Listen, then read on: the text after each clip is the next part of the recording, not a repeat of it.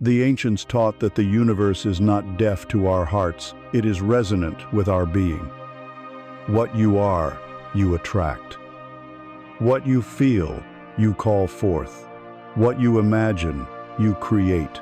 This is not poetry, but physics, the physics of the soul.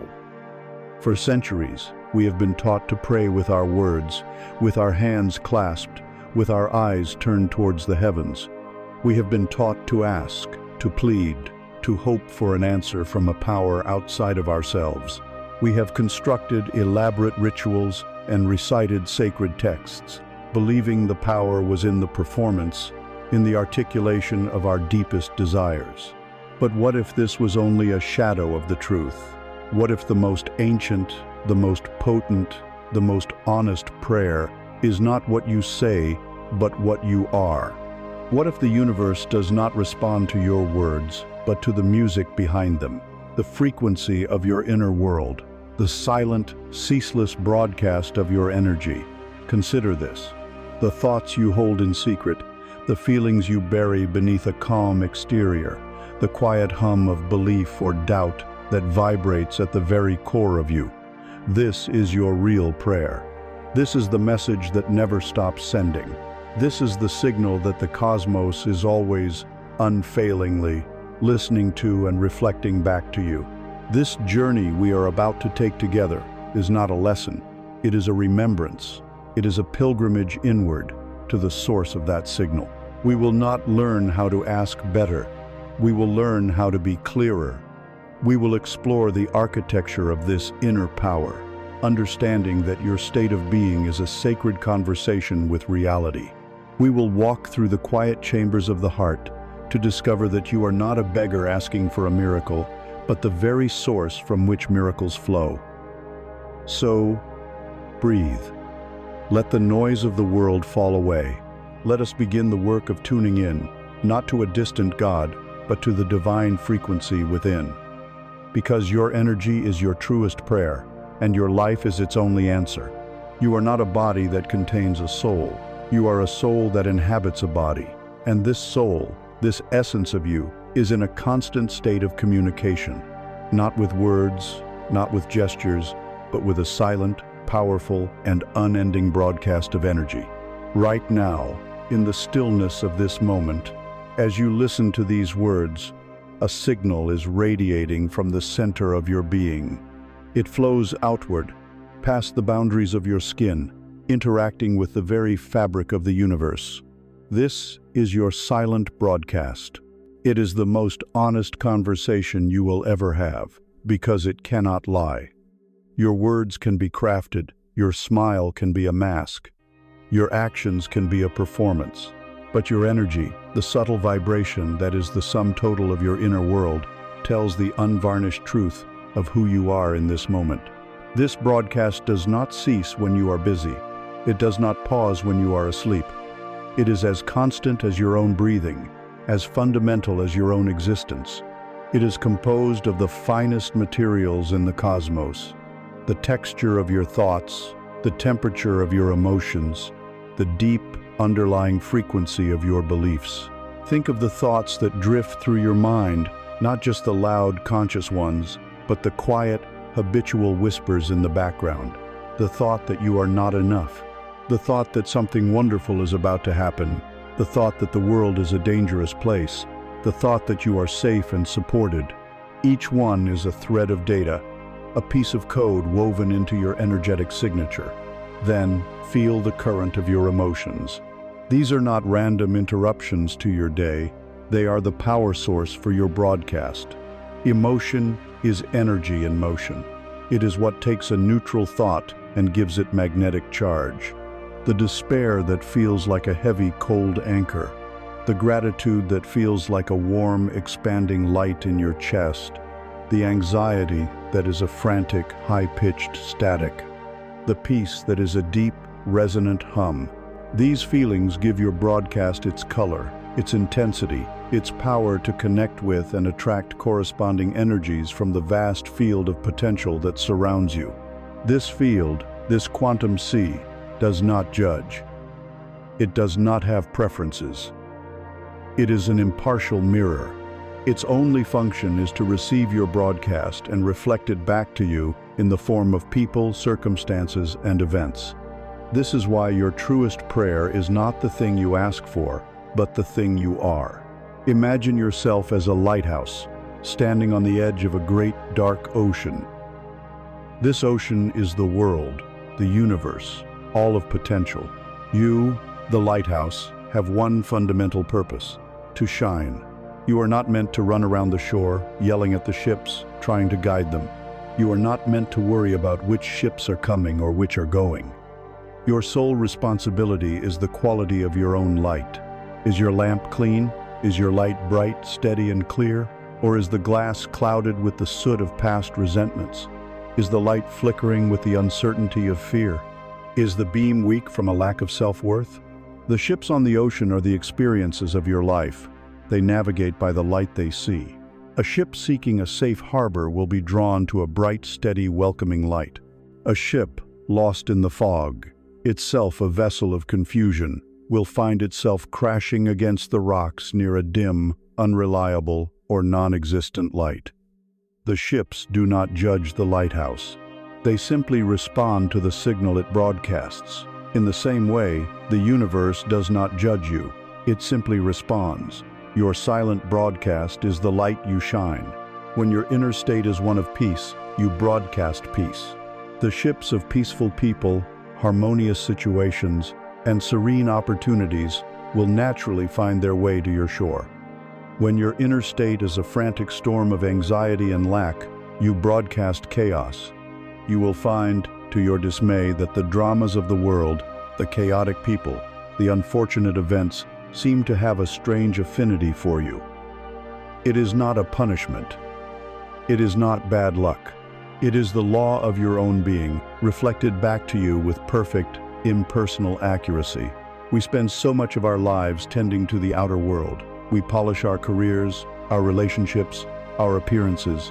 We are like a frantic lighthouse keeper who spends all day painting the outside of the tower, making sure it looks strong and impressive to the passing ships, while inside, the lamp itself is neglected, covered in dust, its fuel running low.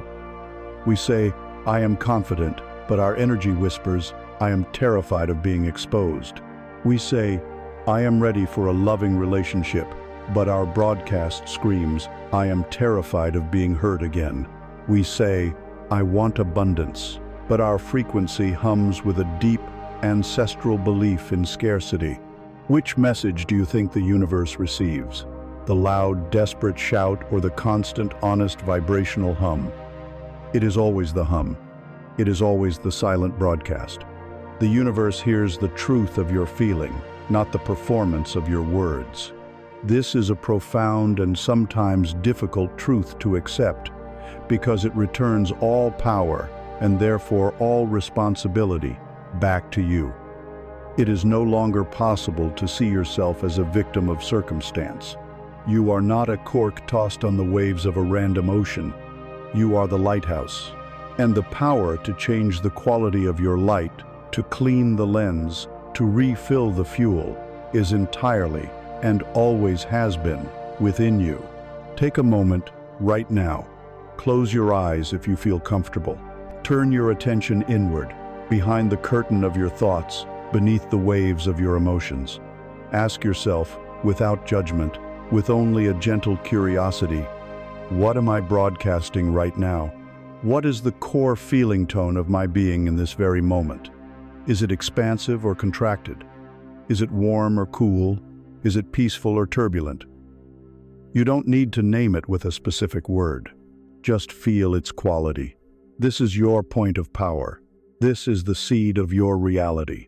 Before you try to change anything, you must first become aware of what is.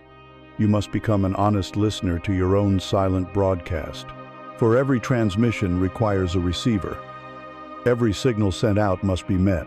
The mechanism by which your broadcast is received and translated into your physical reality is governed by a cosmic law as fundamental as gravity. It is the law of resonance, the principle that like energy attracts like energy. Understanding this broadcast is the first step. Learning how it resonates with the world around you is the next. We have established that you are a silent, ceaseless broadcast, a signal of pure energy radiating from your core, telling the universe the truest story of you. But what happens to this signal once it leaves you? How does this intangible vibration translate into the hard, tangible reality of your life? The answer lies in one of the most fundamental and impersonal laws of existence, the law of resonance. This law is simple, unwavering, and eternally just. The universe does not give you what you want, it gives you what you are. Your life is not a reflection of your desires or your pleas, it is a perfect, holographic mirror of your dominant state of being. To understand this, imagine you are in a vast, quiet hall filled with thousands of tuning forks. Each fork is crafted to vibrate at a precise musical pitch. There are forks for the note of C, for D, for G, and for every note in between. They stand silent, dormant, each one a container of potential sound. Now, you walk to the center of the hall holding a single tuning fork, one tuned to the note of C. You strike it firmly, and a clear, resonant hum fills the air. And then, a quiet magic begins to happen. Across the hall, without being touched, every single tuning fork, also tuned to the note of C, begins to vibrate in sympathy. A faint, collective hum rises from them, a perfect echo of your original note. The forks tuned to G remain silent. The forks tuned to A are unmoved. They are not broken or deaf. They simply cannot respond because their inherent frequency does not match the one being broadcast. This is sympathetic resonance.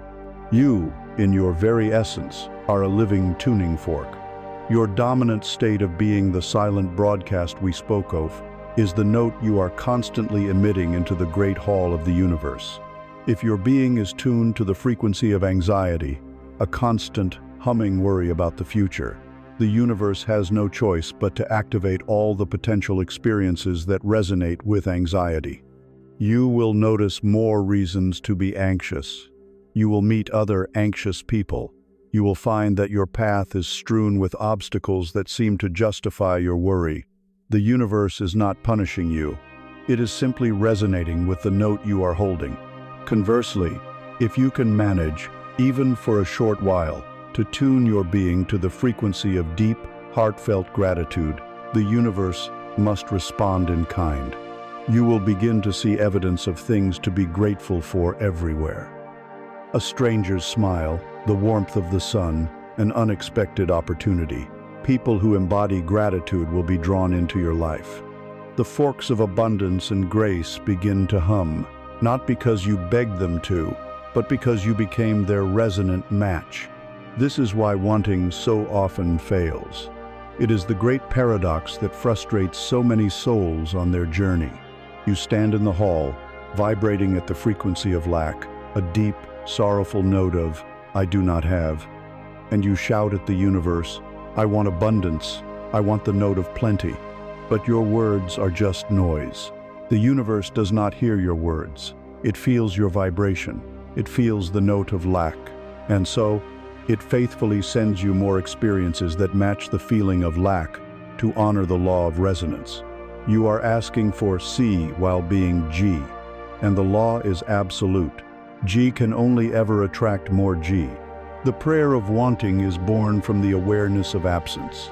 It is a declaration of not having. The true prayer, the effective prayer, is the prayer of being. It is the conscious embodying of the frequency of the reality you desire. You do not get what you want, you get what you are. So, the work is not to shout louder into the void. The work is to retune your own instrument, to change your own fundamental note. Consider your energetic home. We all have one. It is the emotional and vibrational state that feels most familiar, the frequency we return to by default.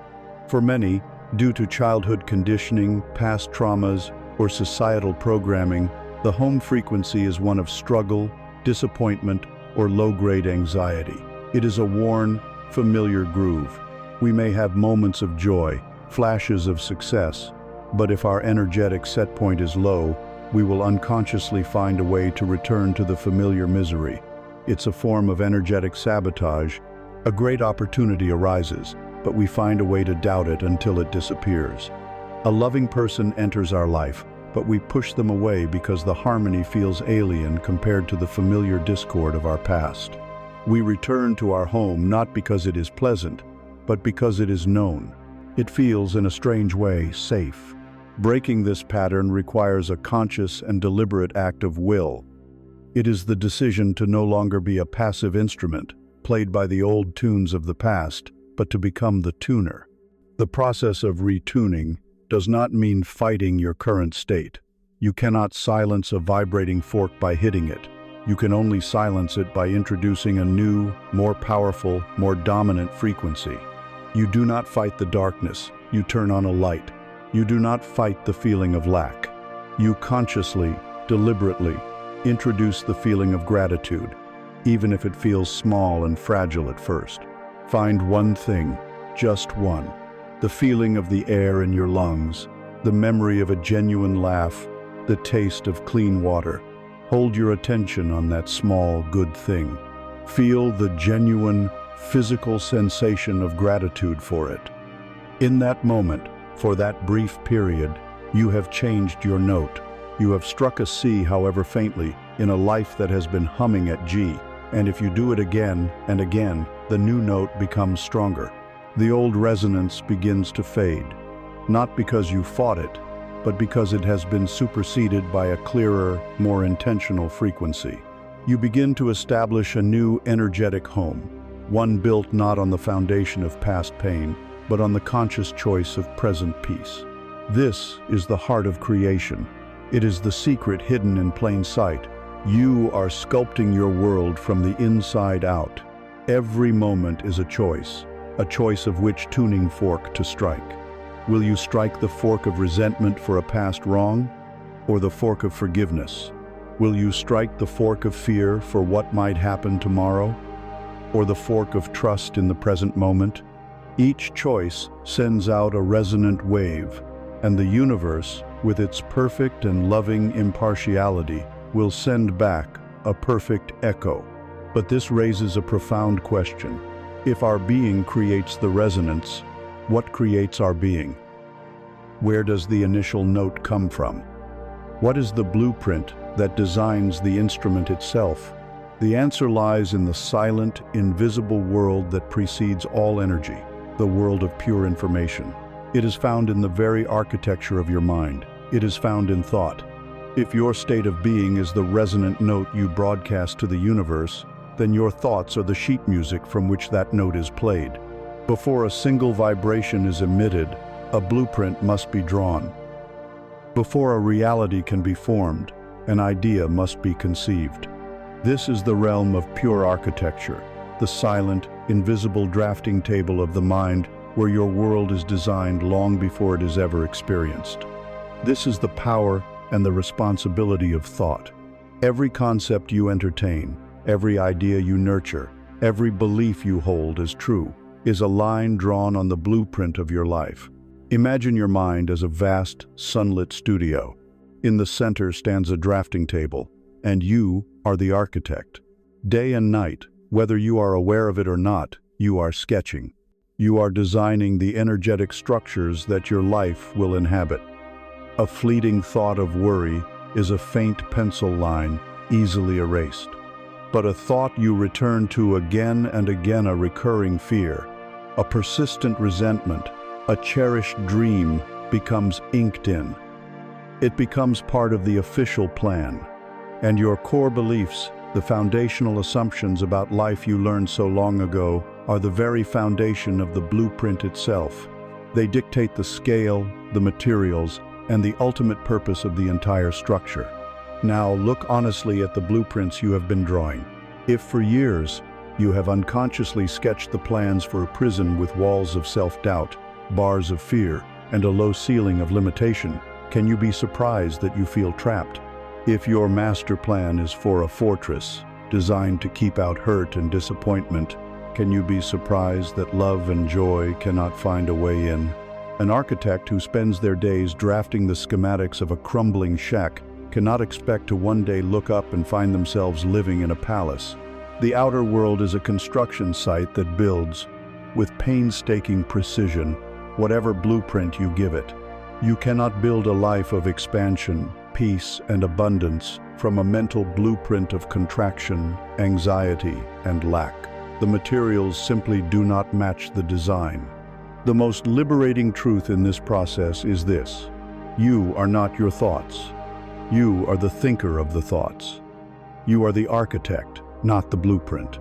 This simple shift in identity is the key to your freedom. For most of our lives, we are fused with our thoughts.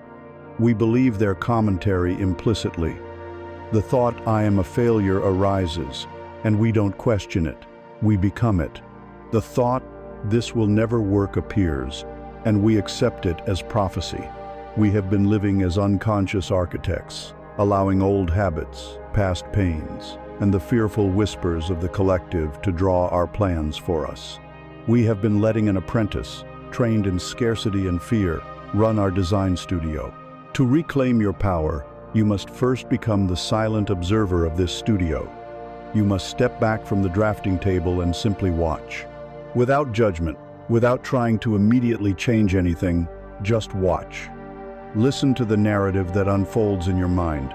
What are the habitual lines of thought? Do they empower you or diminish you? Do they open doors or lock them? Listen for the subtle, foundational assumptions, the thoughts that begin with "I am" or "life is" or "people are." These are the weight-bearing walls of your energetic house. I am not worthy. Life is a struggle. People will always let you down. Are these the blueprints you would consciously choose? This act of observation is like turning a bright light on in the studio. Suddenly, the unconscious architect, the habit self, shrinks back. In the light of your awareness, you can see the smudged lines of fear and the flawed logic of self-limitation. You realize that these are not immutable laws of reality. They are merely old, inherited, and often irrational drawings on a piece of paper. And you, the master architect, have the power to pick up an eraser. This is not a call for a violent battle with your mind. It is not about policing every thought and punishing yourself for negativity. That is the way of the ego, the way of resistance, which only creates more of what you are fighting. The path of the conscious architect is one of gentle, firm curation. When you notice a thought pattern that does not serve the magnificent structure you wish to build, a thought of fear, a memory of resentment, a projection of lack, you do not wrestle with it. You simply acknowledge it. Ah, there is that old blueprint for the shack again. I see it. I am aware of it. And then, with gentle intention, you turn your focus back to the new blueprint you are consciously creating. The blueprint for the temple of peace, the blueprint for the garden of abundance. You withdraw your most precious resource from the old plan, your attention. A thought without your attention is a blueprint with no architect to read it. It withers, it loses its power. It becomes a forgotten sketch in a dusty corner. Your focus, your conscious attention, is the lifeblood of thought. What you focus on, you are commanding the universe to build. This is the great work. It is a moment-by-moment choice to withdraw your energy from blueprints of fear and to invest it lovingly in blueprints of trust, to starve the thoughts that weaken you and to feed the thoughts that empower you. You start to intentionally draw new plans. You consciously choose thoughts that align with the reality you wish to inhabit. Instead of "this is impossible," you introduce the sketch, "I am open to a creative solution." Instead of "I am unworthy of love," you practice the thought, "I am a being of inherent worth, deserving of love." At first, this may feel artificial. It may feel like a lie. That is because you are comparing the new, fresh ink of the conscious thought with the deeply etched grooves of the old, unconscious blueprint. But you persist. You are the architect. You have the authority. You keep your attention on the new design. You trace its lines with your focus. You admire its potential. you feel what it would be like to walk through its magnificent halls. Slowly, the new blueprint becomes more dominant. It becomes more familiar. The neural pathways in your brain begin to rewire. The energetic signature of the new thought becomes stronger, clearer. You are laying a new foundation. But even the most masterful blueprint is ultimately just an idea. It is a plan. It is form without force, structure without substance. A blueprint for a palace, no matter how beautiful, cannot lift a single stone. It remains a silent, two-dimensional dream. So what is the next step? What is the force that takes this silent architecture of thought and breathes life into it? What is the fire that forges the steel? What is the power that mobilizes the construction crew of the cosmos to begin its work? It is the lifeblood of the universe itself. It is the river that flows through the channels carved by thought. It is the vital, vibrant, powerful, and magnetic current of emotion. Thought draws the map, but emotion provides the fuel for the journey. If the blueprint of thought is the silent, intricate design of your reality, then emotion is the rushing, powerful force that brings it to life. A thought, no matter how sublime, is a cold and dormant thing until it is touched by feeling. Emotion is the electric current that flows through the wires of your ideas. It is the solar wind that gives pressure to light. It is the very currency of the energetic realm. Its name reveals its function: emotion. Energy in motion. It is the force that moves worlds, both inner and outer. Think of it this way. Your thought is the vehicle. It might be a sleek, aerodynamically perfect sports car, representing a brilliant, well-conceived plan, or it could be a humble bicycle, representing a simple, clear intention. The design of the vehicle matters. It gives structure and direction, but the vehicle itself is useless without its motive force. Emotion is the fuel. A billion-dollar hypercar with an empty gas tank is nothing more than an immobile sculpture. It cannot travel a single inch. A simple bicycle, powered by the passionate, determined energy of its rider, will traverse mountains. So many of us spend our lives endlessly polishing our vehicles, perfecting our plans, refining our ideas, debating our philosophies, while our fuel tank remains empty. We wonder why our magnificent creations remain parked in the garage of our minds. We have the form, but we have not supplied the fire. The universe is not primarily a mental realm, it is a feeling realm. It does not respond to the logic of your desire, but to the conviction of your feeling.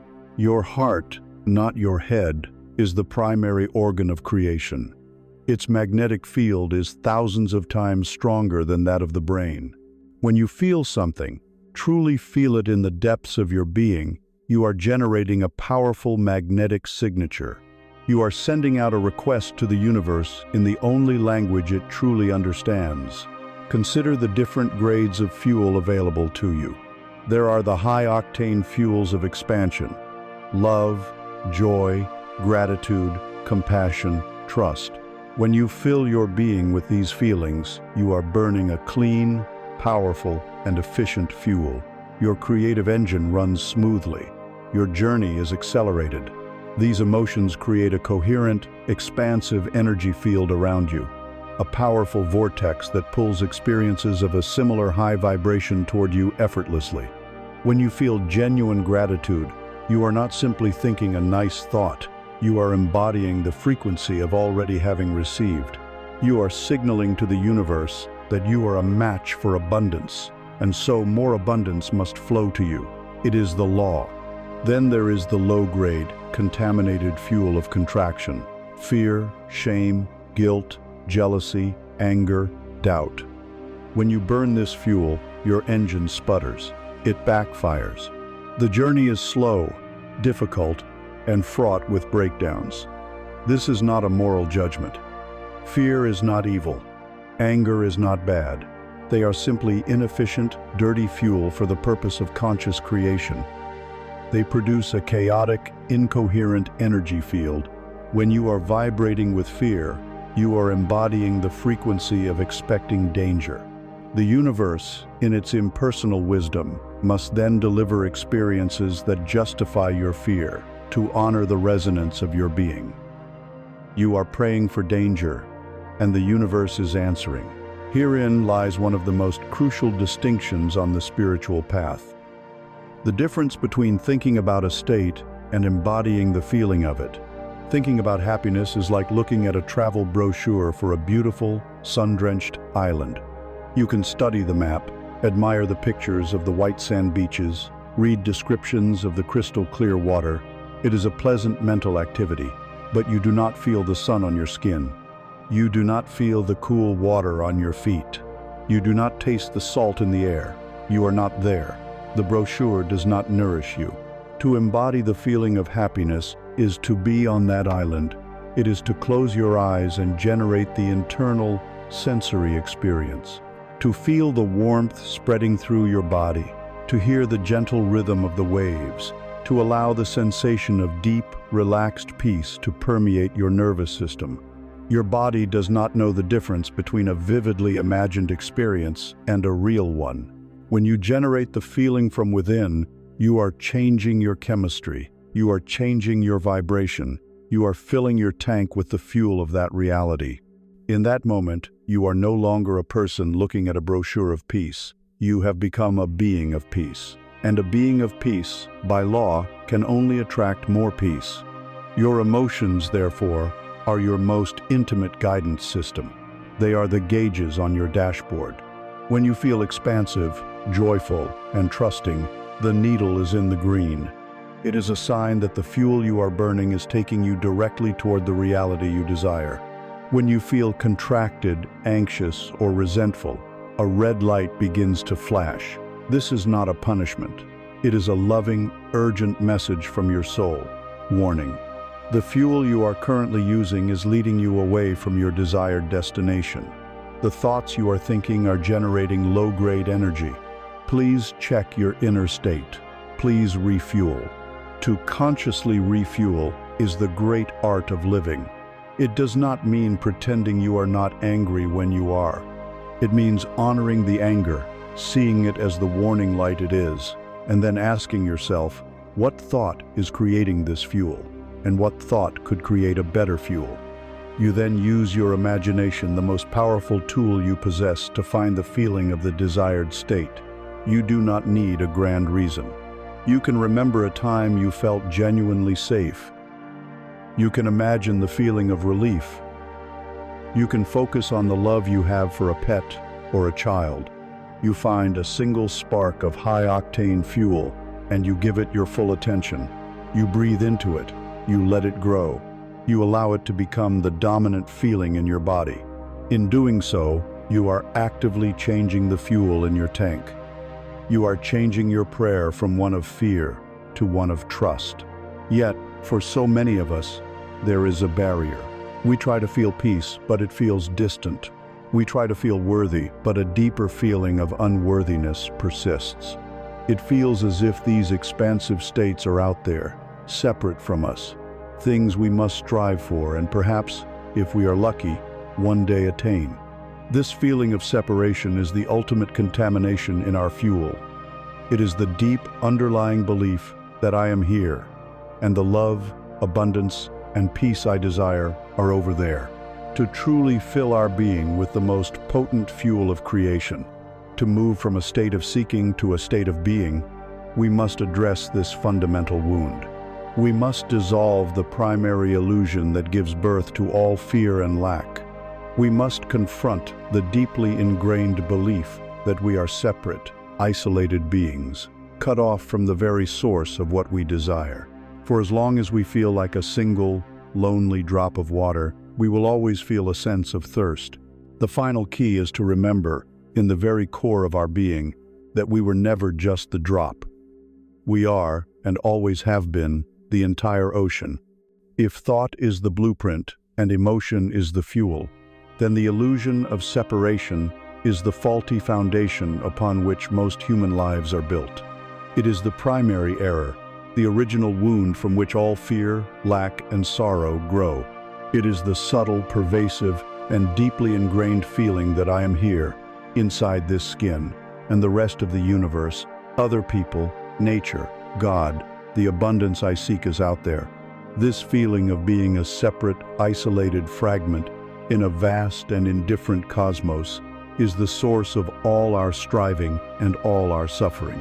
As long as we operate from this premise, our prayers will be the desperate cries of an orphan rather than the calm knowing of an heir. To understand this illusion, imagine yourself standing at the edge of the ocean. You see a wave rise from the deep. It gathers form, develops a unique crest, travels a certain distance, and then crashes upon the shore, dissolving back into the hole from which it came. From the perspective of that wave, its existence is one of profound separation. It has a birth and a death. It feels itself to be a distinct entity, surrounded by millions of other separate waves. It might feel pride in its height, fear of its inevitable end, or envy for a larger wave nearby. It experiences the world as a lonely individual on a vast and unpredictable sea. But now, shift your perspective. Become the ocean itself. From the perspective of the ocean, are there any truly separate waves? Or is there only the ocean, expressing itself in a temporary, rhythmic dance of form? The wave is not in the ocean. The wave is the ocean. Its beginning is not a true birth, but a rising of the ocean's own substance. Its end is not a true death, but a relaxing of that substance back into itself. Nothing is gained, and nothing is lost. There is only the seamless, eternal whole. You are not the wave. You are the ocean. Your body, your name, your personality, your personal histories. This is the form of the wave. It is a beautiful, unique, temporary expression of the whole. The ego is the consciousness of the wave, the part of you that believes in its own separateness, that clings to its form and fears its dissolution. And for most of us, this is the only identity we have ever known.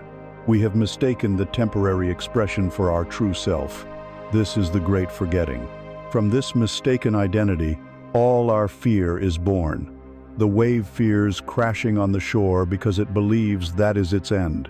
The ego fears death, failure, and loss for the same reason. The ocean, however, cannot fear the shore, for it knows the shore is simply another part of itself, and the meeting is just a transformation, not an end. The wave feels lack, believing it is small, and needs something from the outside to be whole. The ocean knows it is the source of all waves, and lacks nothing. The prayer of the wave is therefore always a prayer of separation. O great ocean, please give me strength. Please send me a current of love. It is a plea from a fragment to the whole, and it inherently reinforces the belief in fragmentation. The prayer of the ocean is not a request. It is a realization. It is a silent, powerful acknowledgement of what is already true. It does not say, "Give me strength." It says, "I am the strength of the entire ocean," expressing itself here. It does not say, "Send me love." It says, "I am made of the very substance of love, which is the water of all existence." Can you feel the radical shift? It is the difference between begging for a drop of water while standing in the middle of the sea and realizing that you are the sea and therefore can never be thirsty. This is not just a beautiful philosophy. It is a truth that can be experienced. Let us try for a moment to dissolve the illusion. Become aware of the boundary of your body, the line of your skin. This is the edge of your wave. Now, become aware of the air touching your skin. Feel its temperature, its movement. Is there truly a hard line where you end and the air begins? Or is it a continuous field of sensation, a constant exchange? Now listen. Listen to the sounds in the room. You may think the sounds are out there, but where are they being experienced? They are arising and disappearing within your own consciousness. Your consciousness is the very space in which the entire world of sound appears. You are not a listener in a room. You are the room in which listening happens. Consider your breath. You inhale. The air that was out there now becomes in here. It becomes part of your blood, your cells. You are literally breathing in the universe. Then you exhale. The air that was you now flows back into the world, to be breathed by the trees, by the person next to you. Where is the separation? This constant, intimate exchange is the rhythm of life, and it mockingly laughs at our notion of being separate. You are not a discrete entity. You are a process. You are a place where the universe is constantly flowing in and flowing out. You are a vortex in the great sea of being. When this feeling of unity begins to dawn, your entire reality shifts. Your prayers are no longer pleas, but affirmations of your true nature. Your desire for abundance is no longer a desperate grasp for something outside of you, but a conscious decision to align with the infinite, abundant nature of your oceanic self. Your search for love is no longer a hunt for another wave to make you feel complete, but a turning inward to discover the boundless love that is your very essence, which you can then share with other expressions of the whole. Fear of others loosens its grip, because you begin to see the same ocean peering out from behind their eyes. How can you hold resentment against another wave when you know it is made of the same water as you? Yet, we must be honest. This illusion is incredibly persistent. We can understand this intellectually, but the feeling of being a separate, vulnerable wave often remains. Why is it so powerful? Because the illusion is not just a mental error. It is an emotional anchor, a heavy weight we have been dragging along the ocean floor for our entire lives. This anchor is forged from the dense metal of our personal past hurts, our regrets, our unresolved pains, our stories of who we think we are. To truly feel the boundless freedom of the ocean, we must first be willing to face this anchor and learn how to release its chain. We must address the weight of yesterday, the illusion of your separateness, that deep and aching feeling of being a solitary wave on a vast ocean is not an abstract philosophical error. It is a lived, felt reality, and it is held in place by an anchor of immense weight and density. This anchor is your past. It is the accumulated, unreleased energy of every moment that has come before, solidified into a single, heavy mass that moors you to a version of yourself that no longer exists. You stand on the deck of your life, your eyes on the horizon of a new future. You feel the wind of possibility in your sails, a thrilling call to a new reality. You begin to move, to generate the energy of hope, to pray the prayer of becoming, and then, with a violent, soul-jarring jolt, the chain goes taut, and you are snapped back. The anchor holds. This anchor is forged in the fires of your personal history. It is made of the cold metal of every heartbreak, every failure, every word of criticism that you took as truth, every moment of shame, and every tear you shed in secret. It is the ghost that haunts the house of your present moment, rattling its chains in the dead of night, reminding you of what was, convincing you that what was must always be. You cannot sail into the sunrise of a new tomorrow while dragging the anchor of yesterday. You cannot broadcast the high, clear frequency of abundance while the dense, low frequency of past lack is humming in your very cells. The two energies are mutually exclusive. The prayer of the past is always louder, always heavier, until it is consciously met and released. So we must understand the nature of this anchor, the substance of this ghost. Why does the past have such a real, tangible power in the present? The reason is that emotional energy is real. It is a physical substance as real as the blood in your veins. When you experience an event, particularly one with a strong emotional charge like fear, trauma, or grief, a powerful wave of energy is released in your body. In a healthy, natural state, this energy flows through you and is released. The lion chases you. You feel immense fear. You escape. Your body trembles and shakes, and the energy is discharged. The crisis is over. But in our modern human society, we are taught from a young age to suppress this process. We are told not to cry, to be strong, to get over it, to not be angry. So when the emotional wave comes, we do not allow it to complete its journey. We freeze it, we stuff it down, we intellectualize it, we distract ourselves from it. But the energy does not disappear. It cannot be destroyed. It simply becomes trapped. It solidifies into a dense knot of energetic residue within the body's tissues and energy field. Your body becomes a living record of every emotion you have ever failed to fully feel.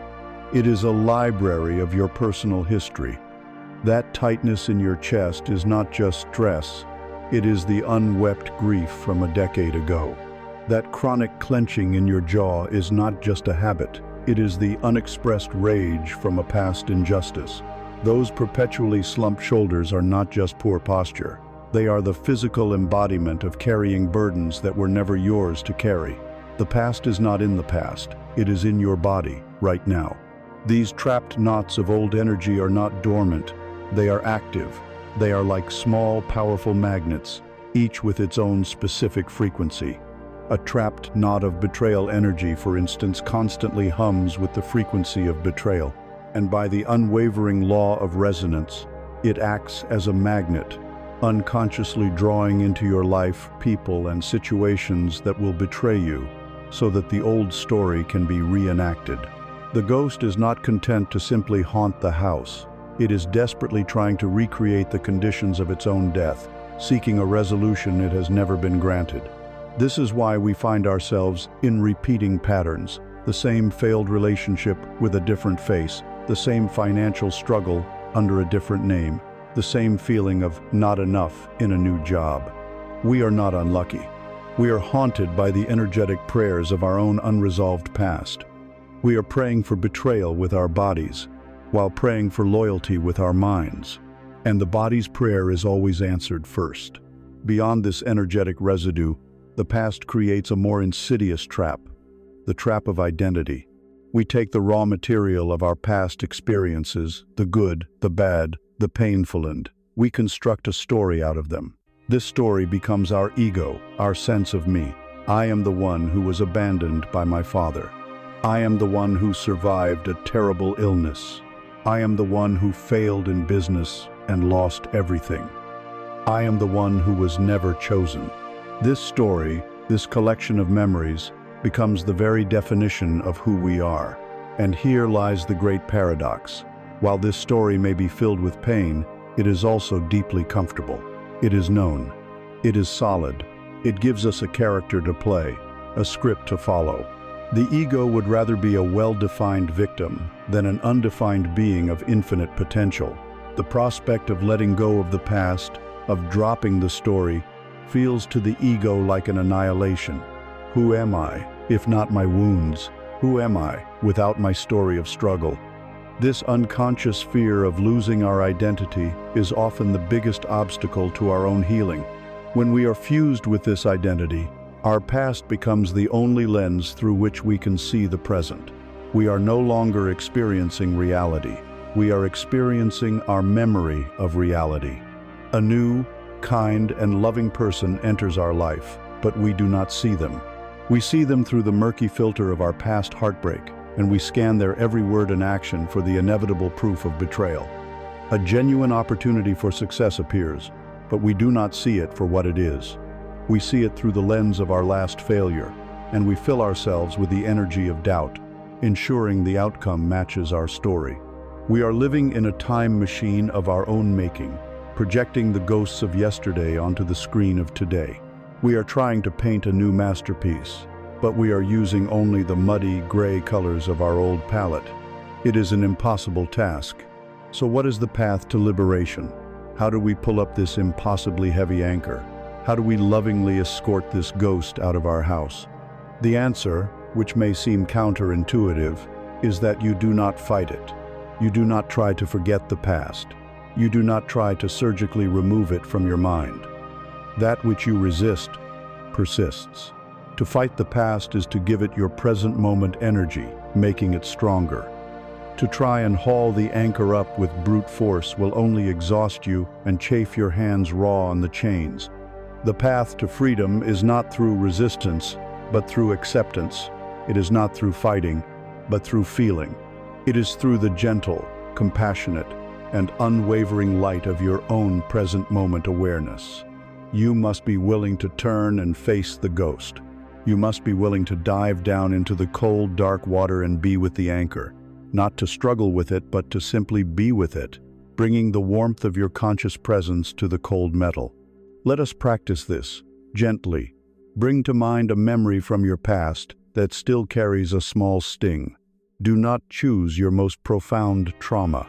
Choose something manageable, a minor regret, a small embarrassment, a slight hurt. Now, for a moment, let go of the story. Let go of the who, what, where, and when. Instead, bring your attention into your body. As you hold this memory in your awareness, where do you feel it in your body? Is it a tightness in your throat, a hollowness in your stomach, a pressure in your head? Find the physical sensation. This is the energetic residue. This is the ghost's fingerprint. Now, instead of recoiling from it as you usually would, do the opposite. Breathe into it. Imagine your breath is a warm, golden, healing light. On your inhale, direct this light toward the sensation in your body. On your exhale, simply allow the sensation to be there without needing it to change. You are not trying to flush it out or destroy it. You are simply surrounding it with love. You are surrounding the trapped, frozen energy of a younger you with the wise, compassionate presence of the you that you are now. You are saying to that old energy, I see you. I feel you. You are welcome here. You are safe now. The crisis is over. As you do this, you may feel the sensation intensify, change shape, or even dissolve. You may feel emotion arise. Let it. Allow the tears to flow, the anger to be felt in a safe way, the trembling to happen. This is the energy leaving your body. This is the ghost finally being seen and peacefully departing. This is the anchor dissolving in the warmth of your love. This is the sacred work. You repeat this process, moment by moment, memory by memory.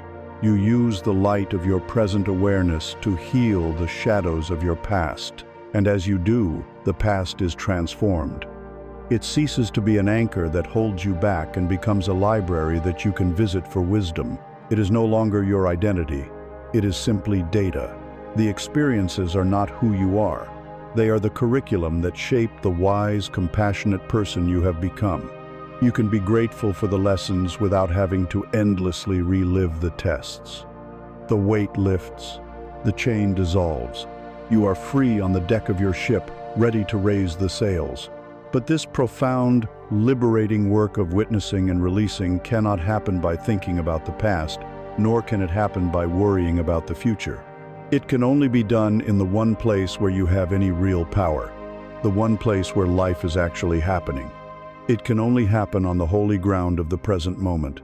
It can only happen right now. We have journeyed to the deep ocean floor and faced the heavy anchor of the past.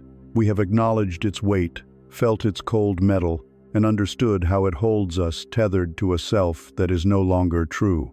We have learned that the path to its release is not through struggle, but through the gentle, warming light of awareness. But where does this awareness reside? Where is the workshop in which this sacred alchemy can be performed? There is only one place. It is not in the ghostly halls of memory, nor in the imagined corridors of the future. It is here. It is now. The present moment is not merely a fleeting tick of the clock that connects what was to what will be. It is the only reality that has ever existed. It is the sanctuary. It is the portal. It is the fertile ground where all power and all creation are born.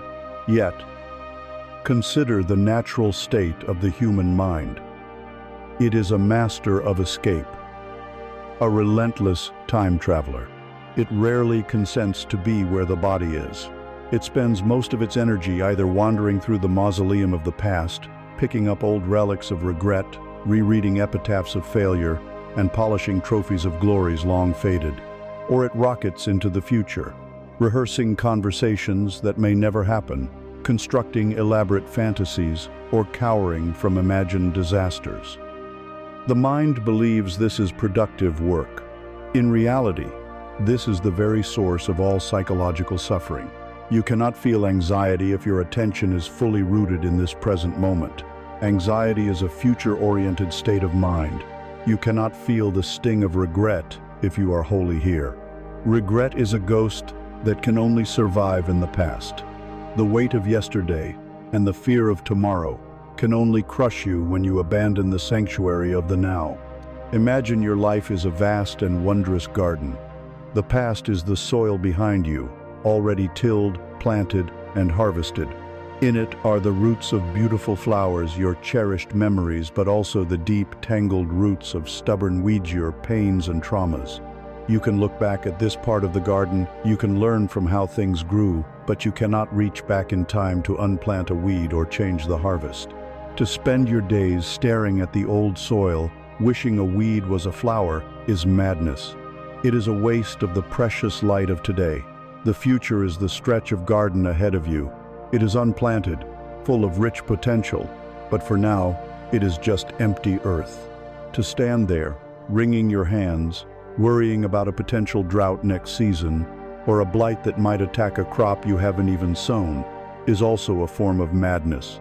Now, look down at your feet. The present moment is the single, fertile patch of earth directly in front of you. It is the only place where your hands can touch the soil. It is the only place you have any power. Right here, in this small square of now, you can bend down and gently pull a weed from the edge of the past that encroaches on today.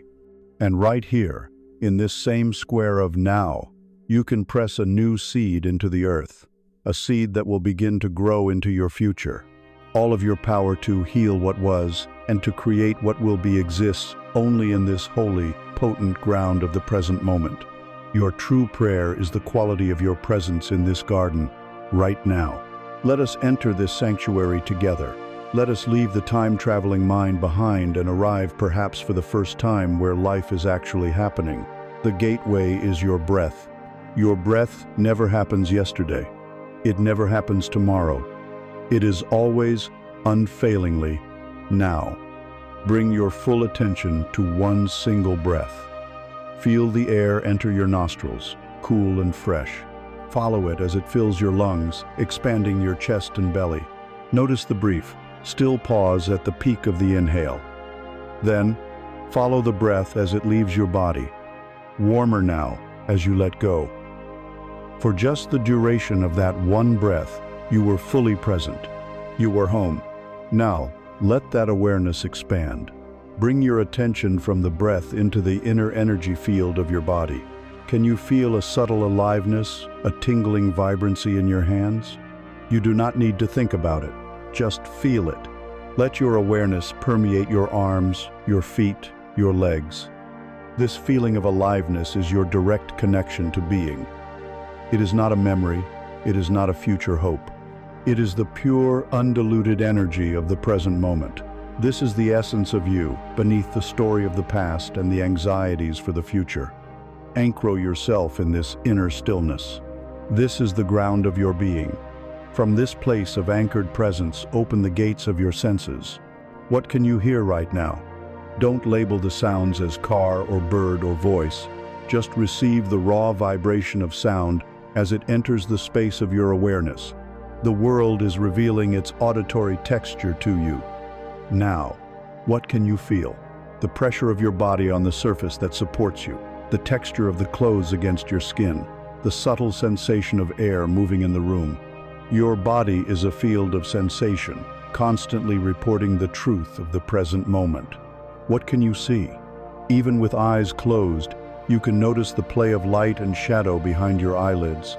If your eyes are open, let them rest softly on an object in front of you. See it as if for the first time, without the label, without the story. Just notice its color, its shape, its form, existing perfectly, right now. When you are fully inhabiting your senses, when you are anchored in the feeling of your inner body, you have stepped through the portal. You have entered the sanctuary of the now. Notice what happens here. The chattering mind, the restless time traveler, grows quiet. It cannot survive in the bright light of pure presence. In this silence, there is no problem. In this moment, stripped of the stories of past and future, you are whole, complete, and at peace. This is your natural state. This is your home frequency. This is also your creative workshop. It is from this state of presence that you truly create your reality. It is in the now that you choose a new thought, the blueprint. It is in the now that you generate the corresponding emotion, the fuel. You are planting the seed of your desire in the only soil from which it can grow. The universe does not respond to your past intentions. It doesn't queue up your future wishes.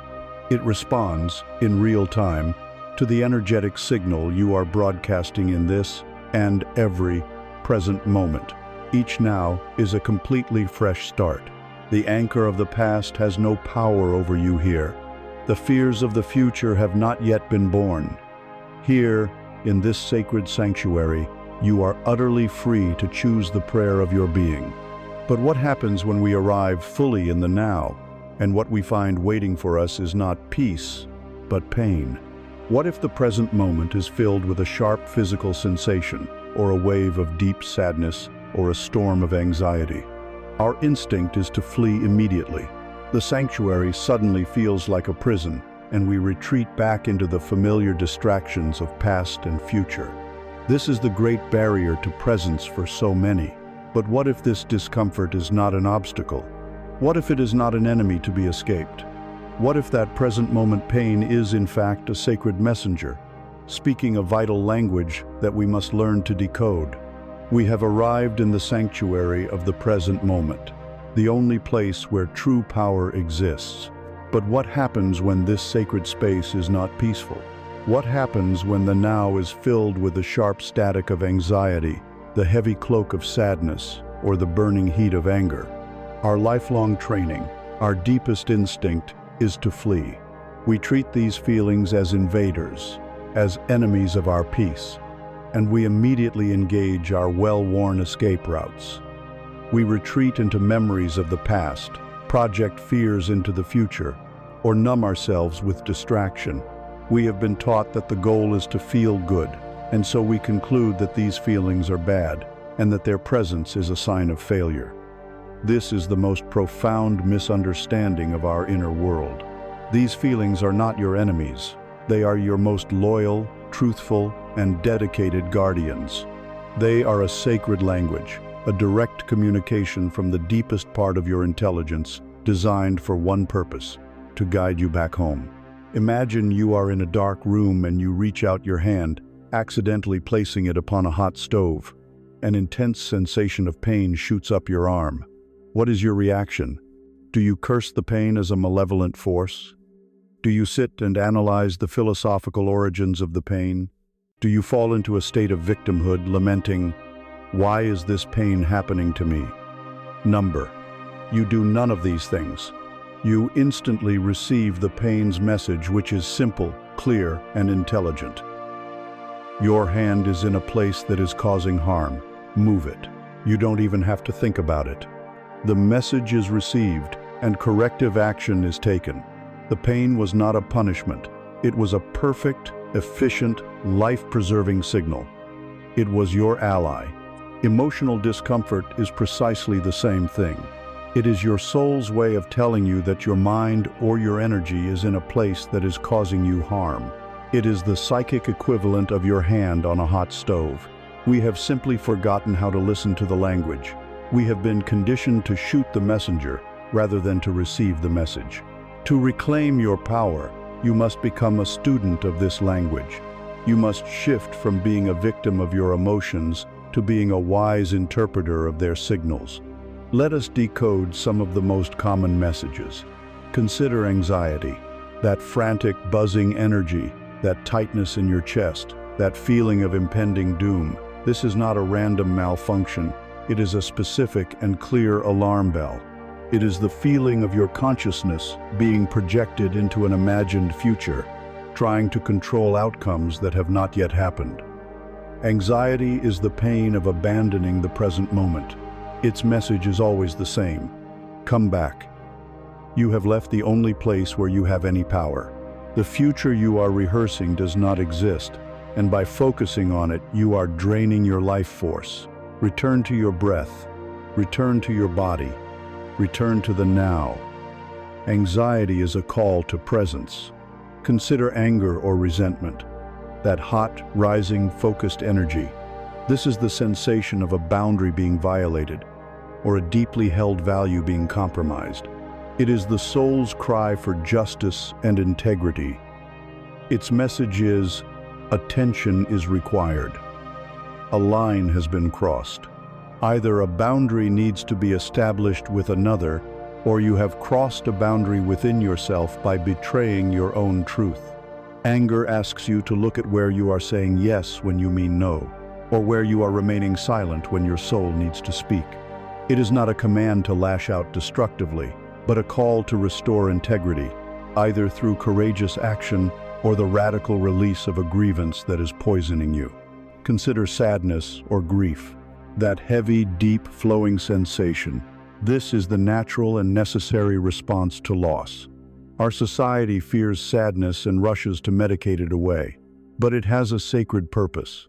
Its message is, something of value has departed from your life. This must be honored. This space within you must be cleansed by the waters of acknowledgement and release. Do not rush to fill this void. Be with it. Let the tears fall if they must.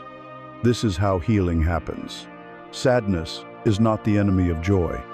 It is the process that tills the soil of the heart so that joy can one day grow again. Even an emotion like jealousy, which we are taught to see as petty and shameful, carries a vital message. Jealousy is your soul pointing its finger at something it desires. It is a raw, unfiltered signal of your own potential. The message is not to resent the person who has what you want. That is the ego's distortion of the signal. The pure message is, look, that which you admire in another, that success, that love, that freedom is a resonance within you. It is a possibility for your own life. Do not poison this sacred recognition with comparison. Use it as a compass. Turn your focus away from them and toward the creative power within yourself to bring forth your own version of that reality. When you begin to relate to your feelings in this way, your entire world changes. You are no longer at the mercy of your moods. You are a linguist of the soul. You develop a deep, unshakable trust in your own inner guidance system. When a wave of discomfort arises, you no longer panic and run. You learn to pause, to breathe, and to ask with genuine curiosity, "Hello, old friend. What is your message for me today? Where is my hand on the stove? In what way am I out of alignment with my truth?" You learn to drop the story, the he said, she said narrative, and feel the raw sensation in your body. You allow it to be there, not as an intruder, but as an honored guest who has come to deliver an important parcel. The danger lies in ignoring these messages. If you repeatedly ignore the pain of the hot stove and keep your hand there, you will suffer a severe burn. If you repeatedly ignore your emotional guidance system, your life will suffer severe burns. Unheard anxiety calcifies into a chronic disorder. Unexpressed anger turns inward, becoming depression or physical illness. Unfelt grief stagnates into a permanent state of numbness. The signals do not go away when ignored, they simply get louder. The gentle whisper becomes a shout, the shout becomes a scream. The universe will do whatever it takes to get you to pay attention to your own soul. This practice of decoding your discomfort brings you into a new relationship with yourself, one of profound intimacy and trust. You realize you are equipped with a flawless internal compass that is constantly trying to guide you toward peace, integrity, and expansion. You learn that even your darkest feelings are expressions of love from a deeper intelligence. They are not trying to hurt you, they are trying to help you.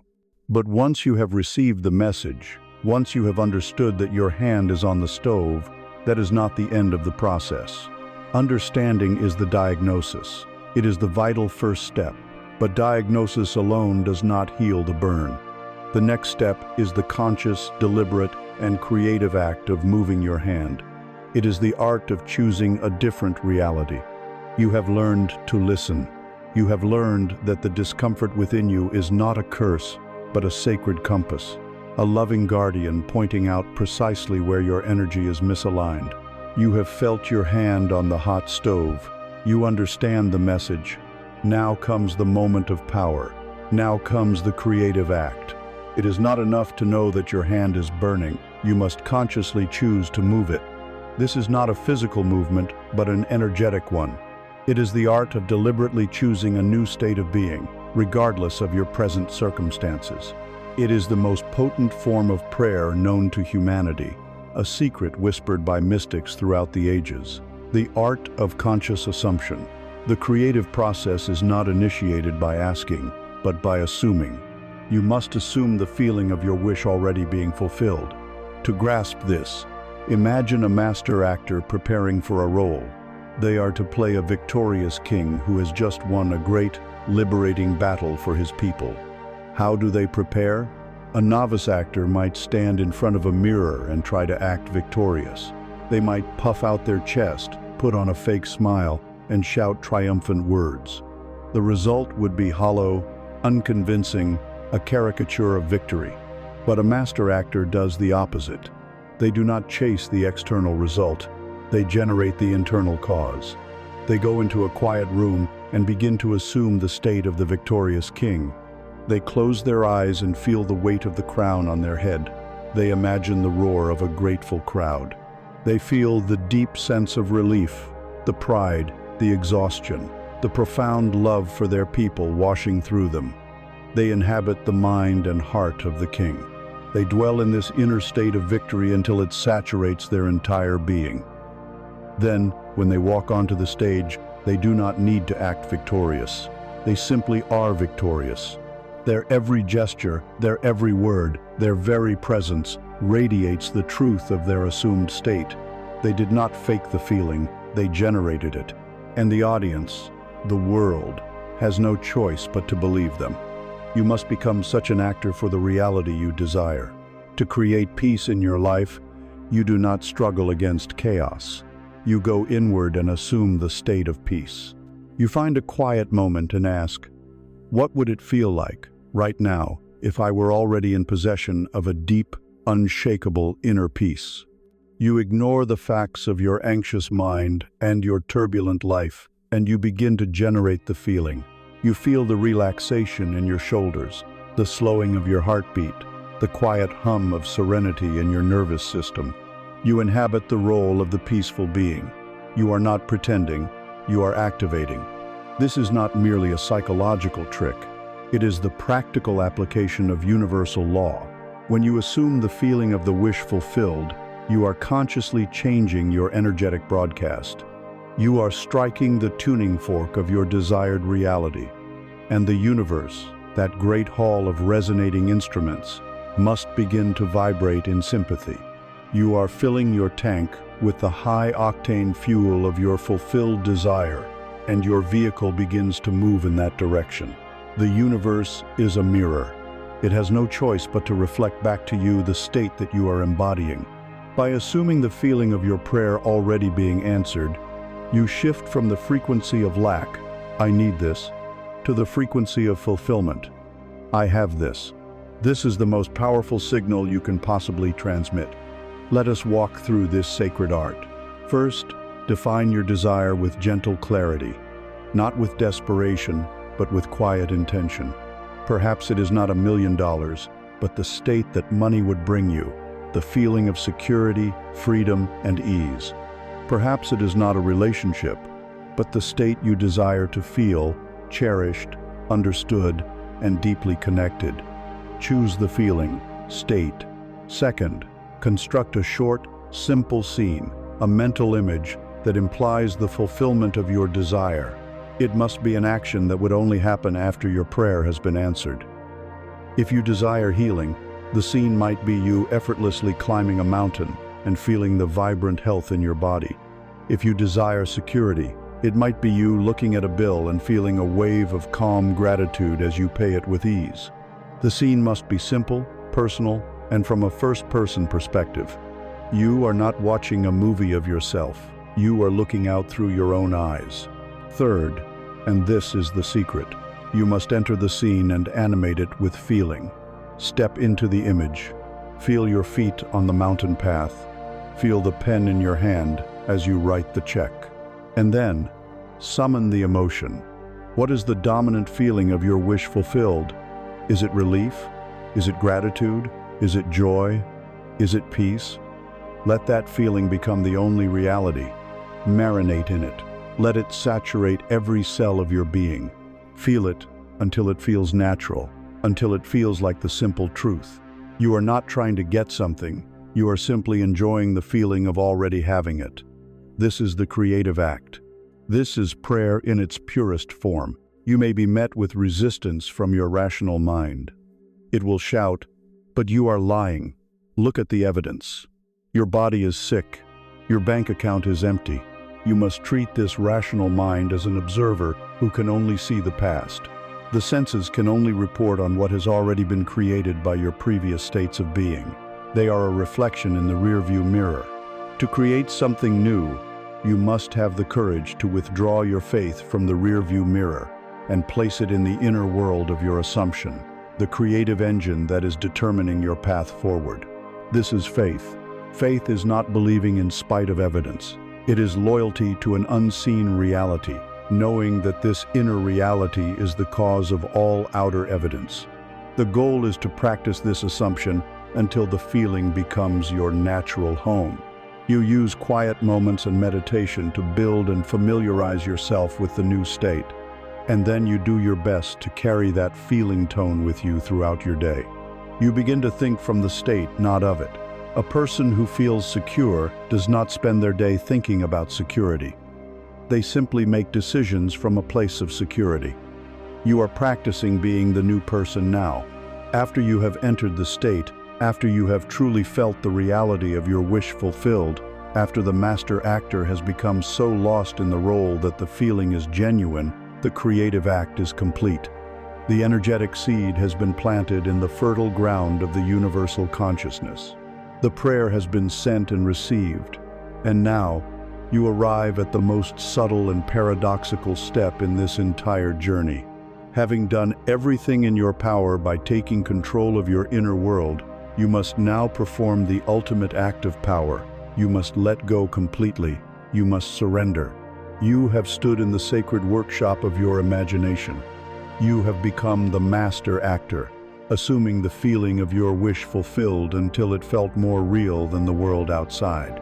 You have planted the seed of your desire in the only fertile ground that exists, the eternal now. The creative act is complete. Your prayer, a broadcast of pure feeling and embodied truth, has been sent. And now you arrive at the great and final paradox of creation, the step that requires more strength than all the others combined. You must let go. You must release your grip, open your hand, and surrender the outcome to the greater intelligence that governs all of life. The ultimate act of control is to gracefully relinquish it. Imagine you are a wise gardener. You have a single precious seed, capable of growing into a magnificent tree that will bear all the fruit you could ever desire. You spend time choosing the perfect spot in the garden soil of the present moment. You carefully prepare the earth, removing the stones of doubt and turning the soil of your attention. With focused intention, you press the seed into the ground. You cover it gently. You water it with the emotion of gratitude. Your work, the active, focused part of creation, is done. Now, what does the wise gardener do next? They trust. They have faith in the immutable laws of nature. They know that the seed contains within it all the intelligence needed to sprout, to send down roots, and to reach for the sun. They continue to provide water and light, but they do not, under any circumstance, dig up the seed every few hours to check on its progress. The anxious gardener, however, is consumed by doubt. Moments after planting the seed, they are overcome with a need to know. Is it working? They dig up the seed, inspecting it for any sign of a root. Finding none, they plant it again, filled with disappointment. The next day, they repeat the process. This constant interference, this desperate need to control and manage the process of growth, ensures one thing: the seed will die. It will never fulfill its potential, not because it was a bad seed, but because it was never left in peace to do what it knows how to do. When you worry about your desire after you have planted it in consciousness, you are being the anxious gardener. When you constantly look for external signs, when you question how it could possibly happen, when you fret about the timing of its arrival, you are spiritually digging up your seed. This worry is not a neutral act. It is a powerful, creative act in itself. It is a second prayer that cancels out the first. Your initial prayer was one of faith and fulfillment. The prayer of worry is one of doubt and lack. You cannot hold both vibrations at once. The need to control is a loud, clear declaration to the universe that you do not truly believe in its power or its wisdom. It is a statement of disbelief, and the universe, in its perfect mirroring nature, will honor your prayer of doubt by giving you more reasons to doubt. It is vital here to distinguish between letting go and giving up. They may appear similar on the surface, but energetically, they are polar opposites. Giving up is an act of despair. It is the heavy, sinking feeling of hopelessness. It is the conclusion that your desire is impossible and that the work was for nothing. It is turning your back on the garden and letting the weeds of your old reality consume it. Giving up is an act of fear. Letting go, or surrender, is an act of supreme faith. It is the calm, quiet, and confident release that comes after you have done your part. It is a conscious transfer of the logistical details to a higher power. It is the feeling of mailing an important letter. You do the work of writing the letter, addressing the envelope, and placing it in the mailbox. Once the letter leaves your hand, your work is done. You don't stand by the mailbox wringing your hands, worrying about the specific route the mail truck will take, or the exact sorting process at the distribution center. You simply trust the system. You trust that it will be delivered. You go about your day with the calm, knowing that the message is on its way. This is surrender. It is light, peaceful, and pregnant with quiet expectation. A significant part of this surrender is releasing your attachment to the how. Your logical mind, with its limited data, can only see a few possible pathways for your desire to reach you. You may think it has to come through your job, or through a specific person, or through a particular opportunity you have your eye on. By fixating on a specific how, you are putting blinkers on the universe. The infinite intelligence you are working with has a vantage point you cannot imagine. It can orchestrate coincidences, synchronicities, and events that your mind would deem impossible. It may have a plan to deliver your desire through a surprising side road that is far faster and more magical than the main highway you are staring at. Your insistence on a particular method can block these more miraculous channels. Your job is not to dictate the route. Your job is to stay in the feeling of having already arrived at the destination. Let the universe, the master navigator, handle the directions. This period of trusting surrender has been called, by ancient mystics, the Sabbath. It is a divine rest. The creative act is finished. You have molded the unseen reality with your feeling. Now, you enter a state of conscious rest from that specific work. This does not mean you do nothing. It means you go about your life, living in the present moment, finding joy where you are. But you do so with an underlying current of peaceful confidence. You are living in the quiet assurance that what is yours is already on its way to you. When the old doubts arise, as they likely will, when the voice of the anxious gardener returns, whispering, "Are you sure it's working? It's been a week." You do not fight it. You simply recognize it for what it is, a temptation to dig up the seed. You smile at it, and you gently remind yourself, "I have planted the seed in fertile ground. The creative act is finished. It is done." And then you gently redirect your attention back to the present moment, back to a feeling of gratitude or peace. You refuse to give the energy of doubt your attention. This entire process, the focused intention of planting, the emotional charge that waters the seed, and the faithful surrender that allows it to grow is not merely a mental or spiritual exercise. It is a process that is deeply, intimately connected to the physical vessel you inhabit. Your body is the living instrument that registers every nuance of this journey. It tenses with the anxiety of control, and it relaxes into the peace of surrender. It is the tuning fork that visibly and tangibly resonates with the frequency of your inner state. To master this creative process, we must also understand how our own physical form participates in this grand, energetic conversation.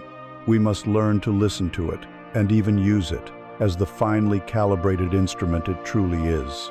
We have walked the subtle and paradoxical path of surrender, learning to plant the seed of our desire and then release it in an act of supreme faith. This state of letting go, of trusting the unfolding, is not merely a philosophical position or a mental trick.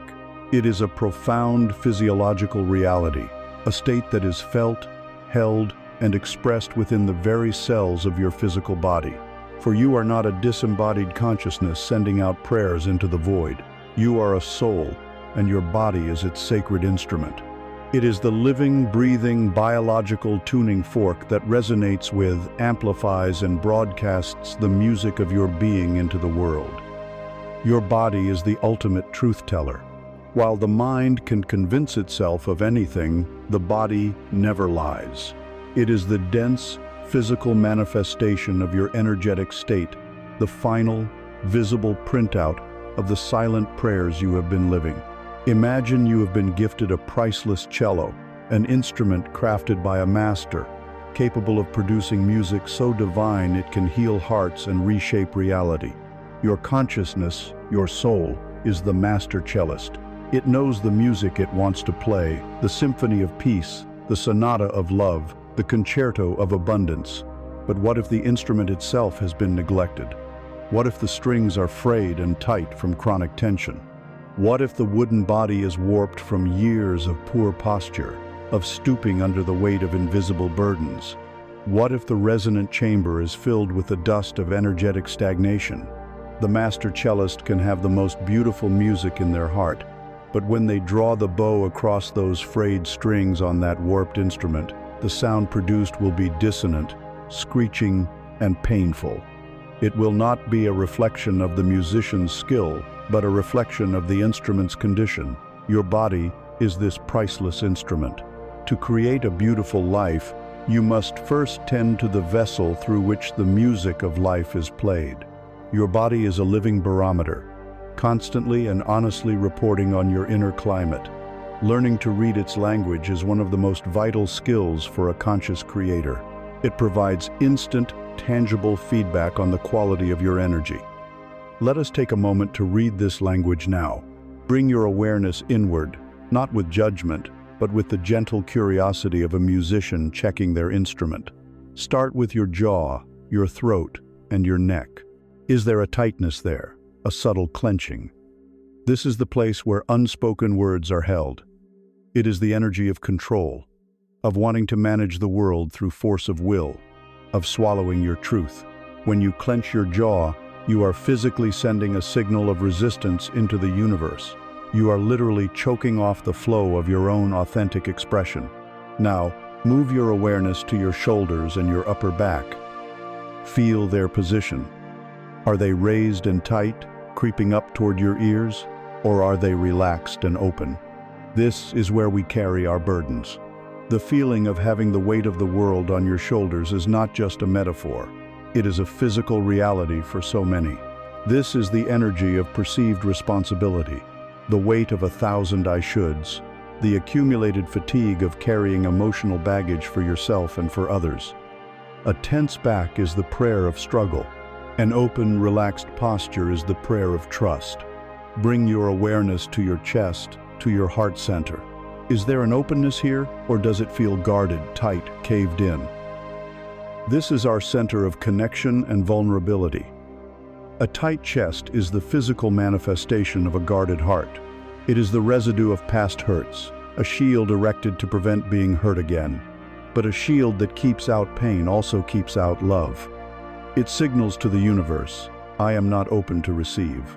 An open, vulnerable heart space, on the other hand, broadcasts a powerful signal of trust and receptivity. It is the posture of surrender. Travel down to your solar plexus, the area of your stomach and gut. This is our primal, intuitive brain. What do you feel here? A fluttering of anxiety? A hard knot of fear? A hollow ache? This is where we store our deepest fears about survival, our sense of self-worth, and our relationship with the world. That gut feeling is real. It is your body's energy field giving you direct information. When you feel a knot of fear in your stomach, your body is praying the prayer of expecting danger. When this area is calm and settled, your body is praying the prayer of safety and security. Finally, bring your awareness to your hips, your pelvis, your legs. This is our foundation, our connection to the earth. For many, this area holds deep-seated trauma, shame, and creative blockages. Stiffness and rigidity in the hips can reflect a fear of life's pleasurable currents, a resistance to going with the flow. Open, flexible hips reflect a willingness to dance with life, to be fluid and adaptable.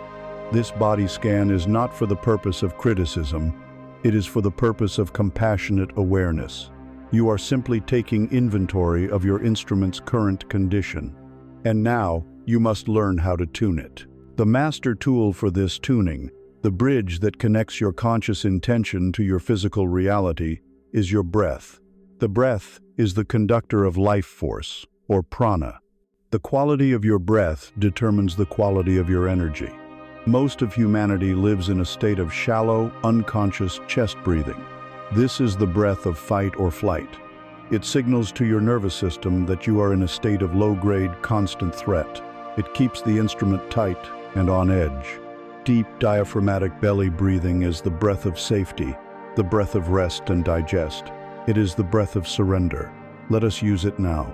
Place a hand on your belly. As you inhale slowly through your nose, don't try to lift your chest. Instead, feel your belly expand like a balloon, pressing gently into your hand. This means you are using the full capacity of your lungs, massaging your internal organs, and telling your nervous system that it is safe to relax. As you exhale, let the belly soften and fall. Imagine that with each deep, conscious inhale, you are breathing in a wave of healing, calming, liquid light. Visualize this light flowing directly to the tense spots you discovered in your body, scanto your jaw, your shoulders, your chest. And with each long, slow exhale, imagine you are releasing everything that is not in alignment with peace. Visualize the tension, the fear, the stagnation, leaving your body as a plume of gray smoke. This is not just imagination. You are using your breath and your intention to direct energy, to loosen the tightened strings, to clean the dust from the resonant chamber of your instrument. You are actively tuning your body. With this understanding, your entire approach to physical self-care is transformed. It is no longer a luxury or a chore. It becomes a sacred, spiritual practice. Tending to your body is an essential part of tending to your prayer. The food you eat is not just fuel. It is the very material from which your divine instrument is constantly being rebuilt. Are you building it with vibrant, living, nutrient-rich foods, or with dead, processed materials that will dull its resonance? The water you drink is not just for hydration, it is a conductor of energy. A well-hydrated body is a more conductive, more responsive, energetic vessel. The way you move your body, whether through stretching, yoga, dancing, or walking in naturies, a method for releasing stagnant energy from the joints and tissues, for keeping the instrument flexible and supple. And the rest you give your body, especially deep sleep, is not empty time. It is the sacred period when the musician, your soul, performs its deepest repairs and restoration on its precious instrument. To neglect sleep is to neglect your capacity to play beautiful music. When your body is tuned, when it is relaxed, open, and cared for, it becomes a powerful ally in your creative work. It becomes a resonant amplifier for the state you are assuming. The feeling of peace you cultivate in your mind is effortlessly embodied and broadcast by a peaceful body. A tense, contracted, and neglected body will actively resist the feeling of peace, creating a dissonant signal. You are aligning your mind, your spirit, and your flesh into a single, coherent, powerful prayer. Your body becomes a resonant vessel, ready and able to hold the high frequencies of joy, love, and abundance you wish to create. But to truly tune this instrument, to hear its most subtle harmonies and dissonances, one final condition is required. You cannot properly tune a priceless cello in the middle of a roaring stadium. The external noise makes it impossible to hear the true sound of the strings. To do this sacred work, you need a sanctuary free from distraction. You need stillness. You need the vast, creative potential of silence. We have tuned the precious instrument of the body, learning to read its language and align it with the frequency of peace. We have planted the seed of our desire in the fertile ground of the now and practiced the supreme faith of letting go. Now we arrive at the final, necessary condition for all creation, the element in which all the others are held. We must enter the great womb. We must step into the sanctuary of silence. In the modern world, this is perhaps the most radical act of all. We are conditioned to fear silence, to see it as an empty void, a lack of stimulation. We fill every spare moment with noise, with music, with podcasts, with conversations, with the endless scrolling monologue of the internet. We do this because the external noise helps to drown out the even more incessant internal noise, the chattering of the ego mind, the relentless inner narrator that analyzes, criticizes, worries, and plans. This constant, energetic pollution, both inner and outer, makes it impossible to hear the subtle truths of our own being. To truly create, to truly hear the prayer of your soul, you must be willing to turn down the volume of the world. Imagine yourself standing in the heart of a great, brightly lit city at midnight. The sky above you is a hazy orange dome. You look up, and you might be able to see the moon, perhaps Venus or Jupiter if they are bright enough.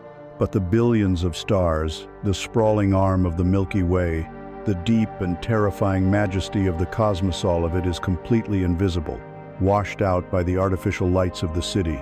You are aware of only the most immediate, the most obvious, the most glaring realities.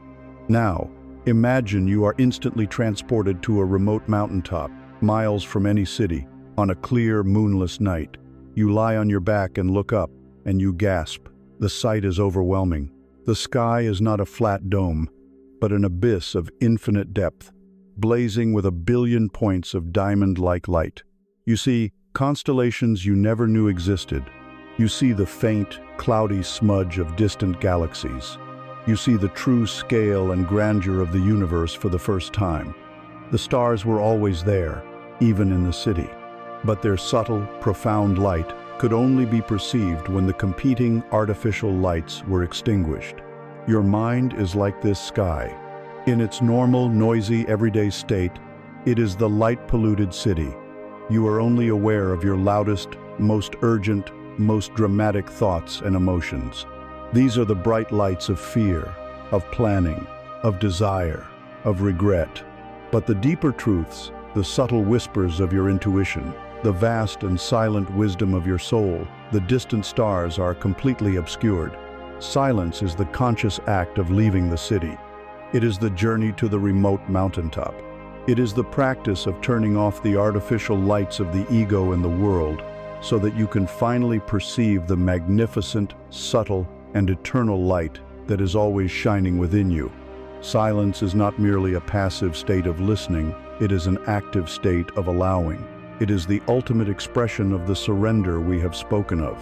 When you are constantly thinking, planning, and worrying about your desire, you are like a client who hires a master architect and then stands over their shoulder, offering suggestions, questioning their every move, and trying to help them draw the blueprints. The architect cannot work under these conditions. The interference disrupts the creative flow. Silence is the profound act of trust of leaving the architect's studio. It is saying to the universe, I have made my intention clear. I trust your wisdom and your process. I will now create a space of quiet receptivity for you to do your work.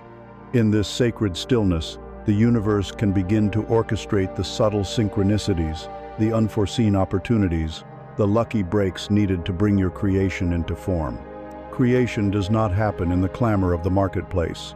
It is conceived and gestated in the silent, fertile darkness of the womb. Let us enter this womb together, now.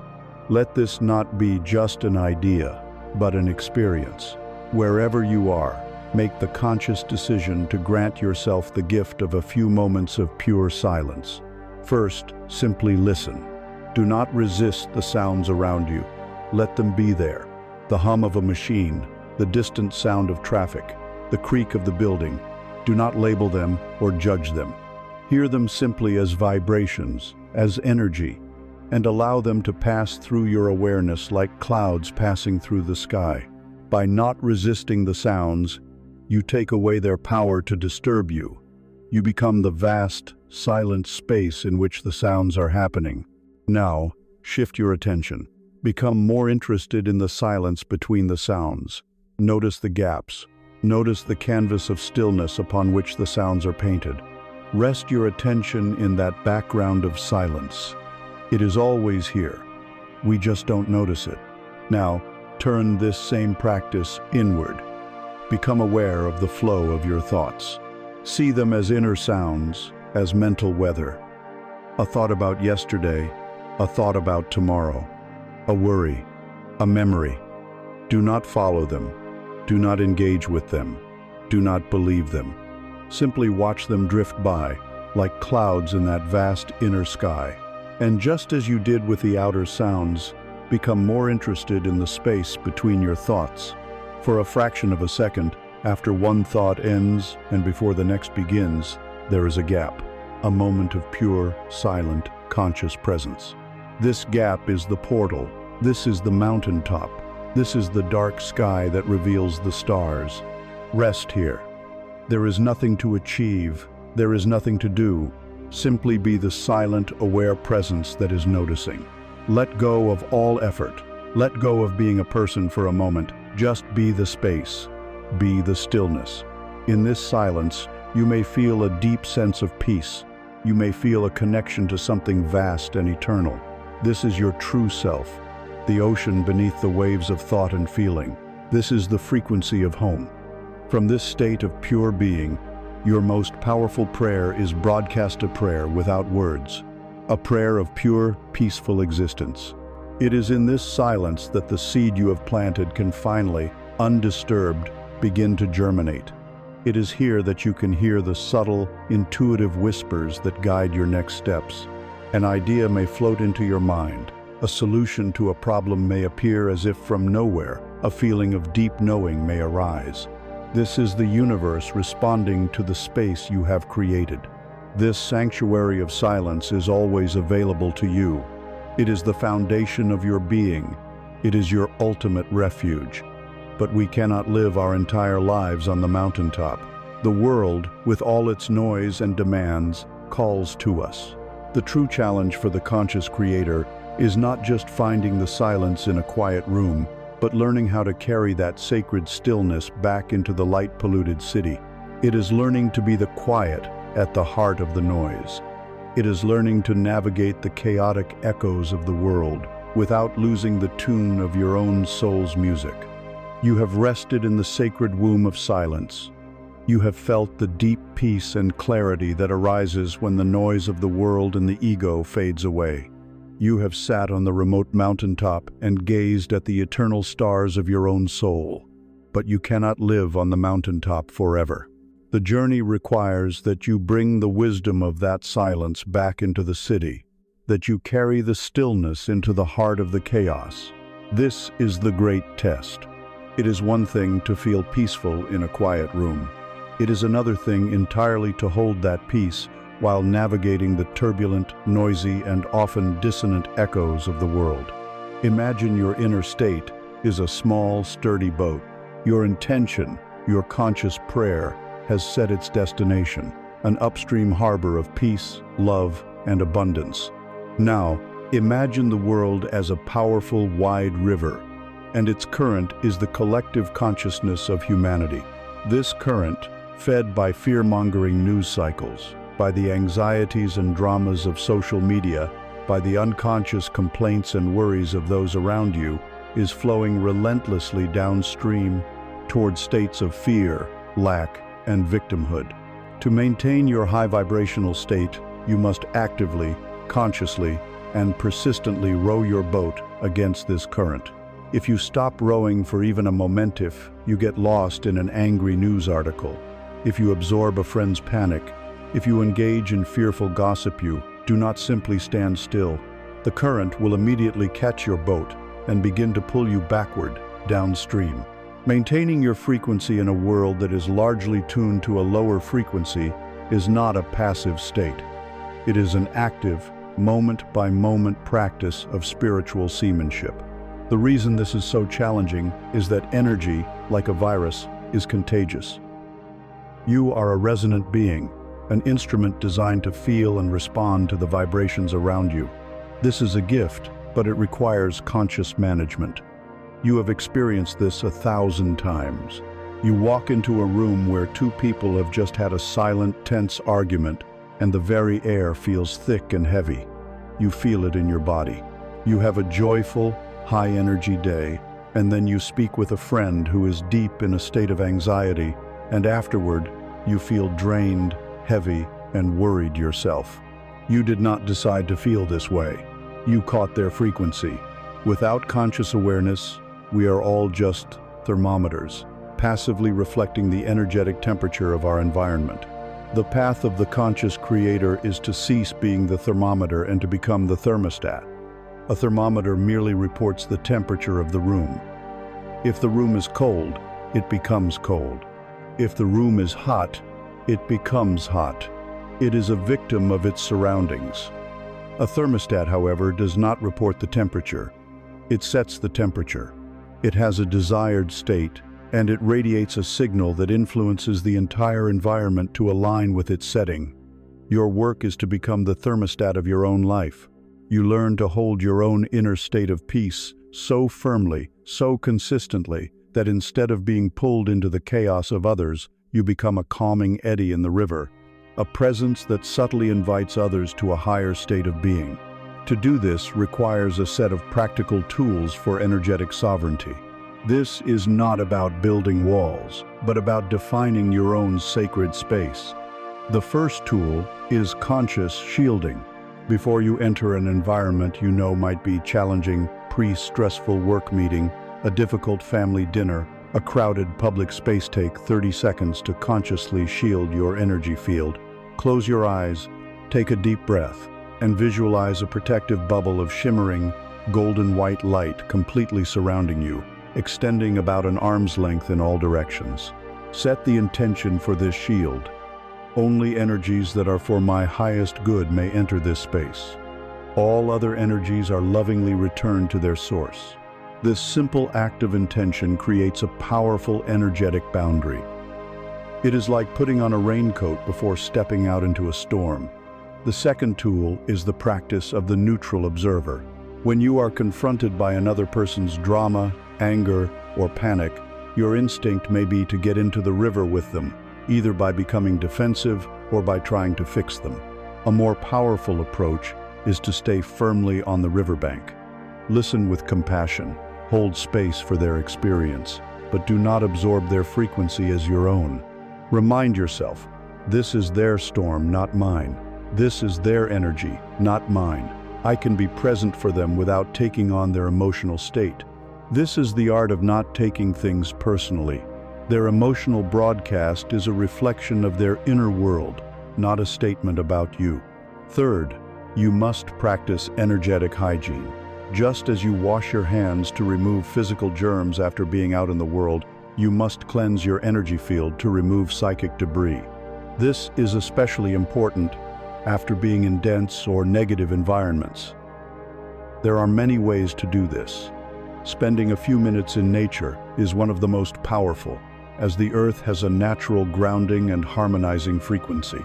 Taking a bath with Epsom salts can physically and energetically draw out impurities. Listening to high-frequency music, like classical pieces or solfeggio frequencies, can help to retune your vibration. Even a simple act like vigorously shaking your hands and feet for a minute can physically discharge stagnant, absorbed energy. Fourth, you must become a conscious curator of your energetic diet. You understand the importance of not eating junk food. It is just as important not to consume energetic junk food. This means being ruthlessly mindful of your inputs. What news are you reading? What television shows are you watching? What social media accounts are you following? Are these inputs making you feel more peaceful, empowered, and loving, or are they feeding you a steady diet of fear, outrage, and comparison? This is not about hiding your head in the sand or ignoring the world's problems. It is about understanding that you cannot help a drowning world when you are drowning yourself. You are of greatest service to everyone when your own boat is steady, when your own energy is high, and when you can offer a hand from a place of strength, not from a place of shared panic. These tools shielding, observing, cleansing, and curating air, your oars. They are the means by which you row your boat against the powerful current of the collective unconscious. This is the work of maintaining the precious inner peace you have cultivated in the sanctuary of silence. But while these practices are essential for protecting your state, the most powerful way to remain in a high frequency is not defensive, but creative. It is not just about keeping the negative out, but about actively and joyfully generating the positive within. The single most powerful, high vibrational state you can cultivate, a state that is both an impenetrable shield and a creative force of unimaginable power, is the state of gratitude. It is more than a feeling, more than an action. It is an alchemical process that has the power to transform everything it touches. You have learned to stand as the thermostat in the cold rooms of the world, to row your boat against the current of collective fear. You have armed yourself with tools of shielding and cleansing, but defense alone is not the path to a joyful life. The most powerful way to navigate a dark world is not to curse the darkness, but to become such a brilliant source of light that the darkness cannot touch you. The most powerful light, the most potent creative force, the most effective shield, and the truest prayer of fulfillment is found in a single profound state of being, gratitude. We must first redefine this word, for it has been diluted in our culture to mean a polite, mechanical thank you, a social courtesy often devoid of feeling. True, spiritual gratitude is not a platitude. It is an alchemical force. It is a state of being, a frequency, a way of seeing and interacting with the universe that has the power to transmute lack into abundance, fear into trust, and resistance into flow. It is the master key that unlocks the floodgates of grace. Imagine your consciousness is a vast radio receiver, and the universe is a broadcast tower, transmitting on an infinite number of frequencies simultaneously. There is a station for everything. There is a station for complaint, and when you are tuned to it, your entire reality is filled with evidence of things to complain about. The traffic is bad, the weather is poor, people are unfair. There is a station for fear, and when your dial is locked there, all you receive are stories of danger, reasons to worry, and evidence that the world is an unsafe place. Most of humanity keeps their dial tuned to these lower band stations out of habit, and they wonder why the music of their life is so dissonant. Gratitude is the act of consciously, deliberately reaching out and turning the dial. When you choose to enter a state of gratitude, you are tuning your entire being to the frequency of abundance, joy, and miracles. And when you are firmly tuned to this station, a funny thing happens. You can no longer pick up the static from the lower bands. The evidence of lack begins to fade from your reality, not because it has vanished from the world, but because you are no longer in resonance with it. Your reality begins to flood with evidence that matches your new frequency. You start noticing the kindness of strangers, the beauty of a sunset, the perfection of your own breath. You begin to receive the beautiful music of the station you have chosen. The physics of gratitude are what make it so powerful. It is the energetic signature of a wish already fulfilled. It is the feeling that naturally arises after you have received a gift, Therefore, when you feel gratitude for something before it has arrived in your physical reality, you are performing the ultimate act of faith. You are short-circuiting the entire cycle of wanting and waiting. You are not sending out the prayer of, "Please, may I have this," which vibrates with the energy of not having. Instead, you are sending out the prayer of, "Thank you, I have received this," which vibrates with the pure, high frequency of reception and fulfillment. You are living in the end.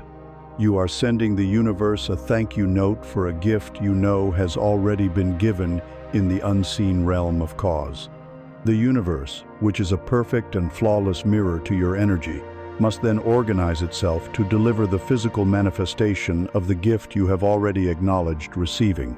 This is an art that can be cultivated, a spiritual muscle that can be strengthened. We can begin with the first level of practice: gratitude for what is. Even in moments of great difficulty, the gateway to this state is always available. Let us find it now. Bring your awareness to the simple fact of your own breath. For this breath, which has sustained you your entire life without any conscious effort from you, feel a wave of gratitude. For the heart that beats tirelessly within your chest, a faithful drum marking the rhythm of your life, feel gratitude. For the simple miracle of your senses, the ability to see color, to hear sound, to feel texture, feel gratitude.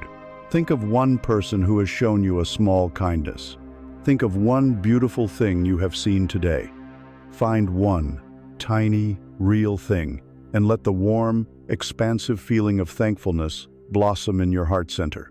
That feeling, right there, is the frequency. That is the gold. Now, we perform the alchemy. Once you have activated this genuine feeling of gratitude, you can apply it to your desires. You can use it to clothe your intentions in the royal robes of fulfillment. With the warm feeling of gratitude still present in your chest, you can say to the universe, silently or aloud, "Thank you for the perfect, vibrant health that is now flowing through every cell of my body. Thank you for the overwhelming financial abundance that now allows me to live with ease and generosity. Thank you for the beautiful, supportive, and loving relationships that now fill my life." You are not lying to yourself. You are using an existing, real feeling as the energetic fuel to launch a new reality. You are speaking from the end, from the state of the wish fulfilled, which is the only language creation understands. This practice makes gratitude both your strongest shield and your most powerful magnet. As a shield, it is impenetrable. It is impossible to feel genuine gratitude and, in the same instant, feel anxiety or resentment. The frequency of gratitude is so high and coherent that it naturally dissolves and repels lower, chaotic frequencies. When you are in a state of gratitude, the dramas and fears of the world cannot find a resonant place to land within you. They simply slide off your energy field. As a magnet, its power is unmatched. Because gratitude is the frequency of reception, it can only attract more experiences for which to be grateful. It creates a powerful, positive, upward spiral.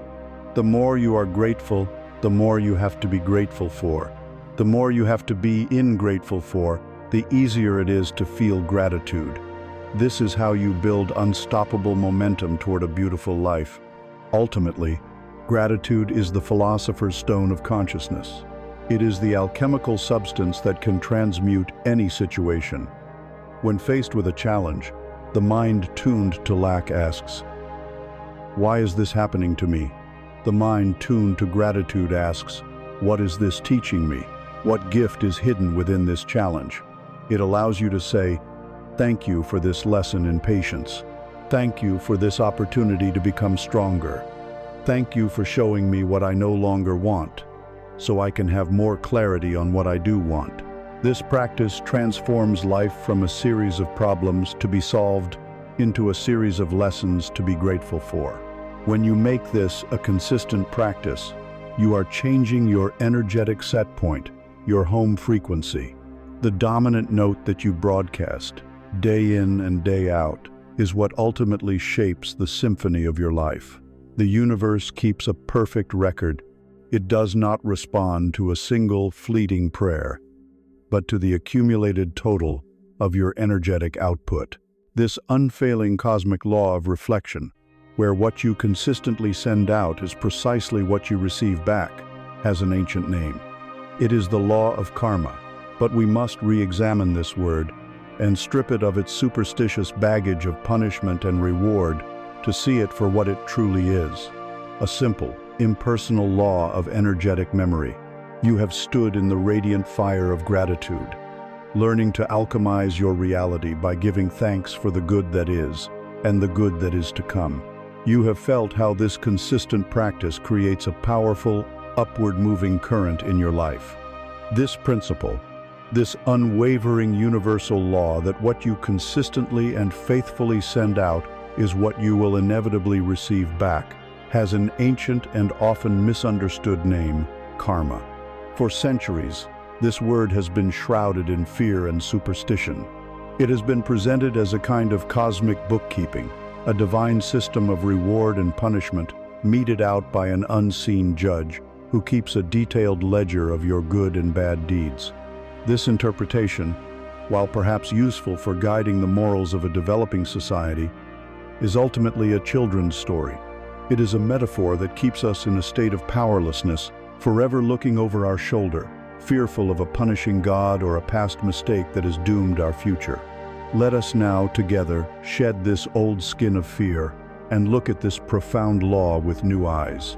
Let us see it not as a system of morality, but as a simple, impersonal, and utterly predictable law of physics. Karma is not a punishment. Karma is a mirror. It is not a reward. It is a reflection. It is the universe's perfect and unfailing echo of the energy you yourself have broadcast. Imagine you are standing on the precipice of a vast and silent canyon. The space, the air, the rock walls.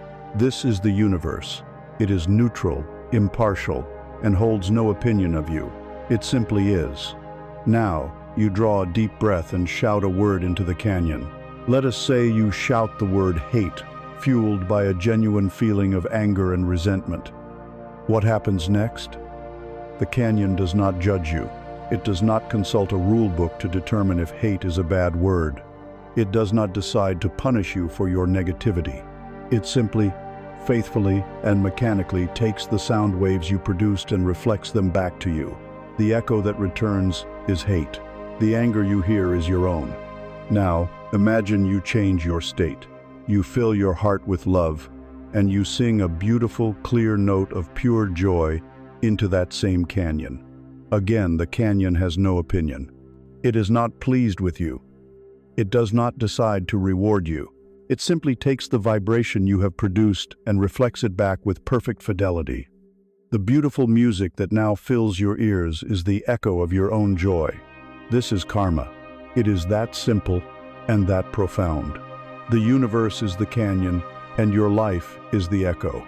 The experiences that return to you are not rewards or punishments. They are simply the reflection of the energetic song you have been singing.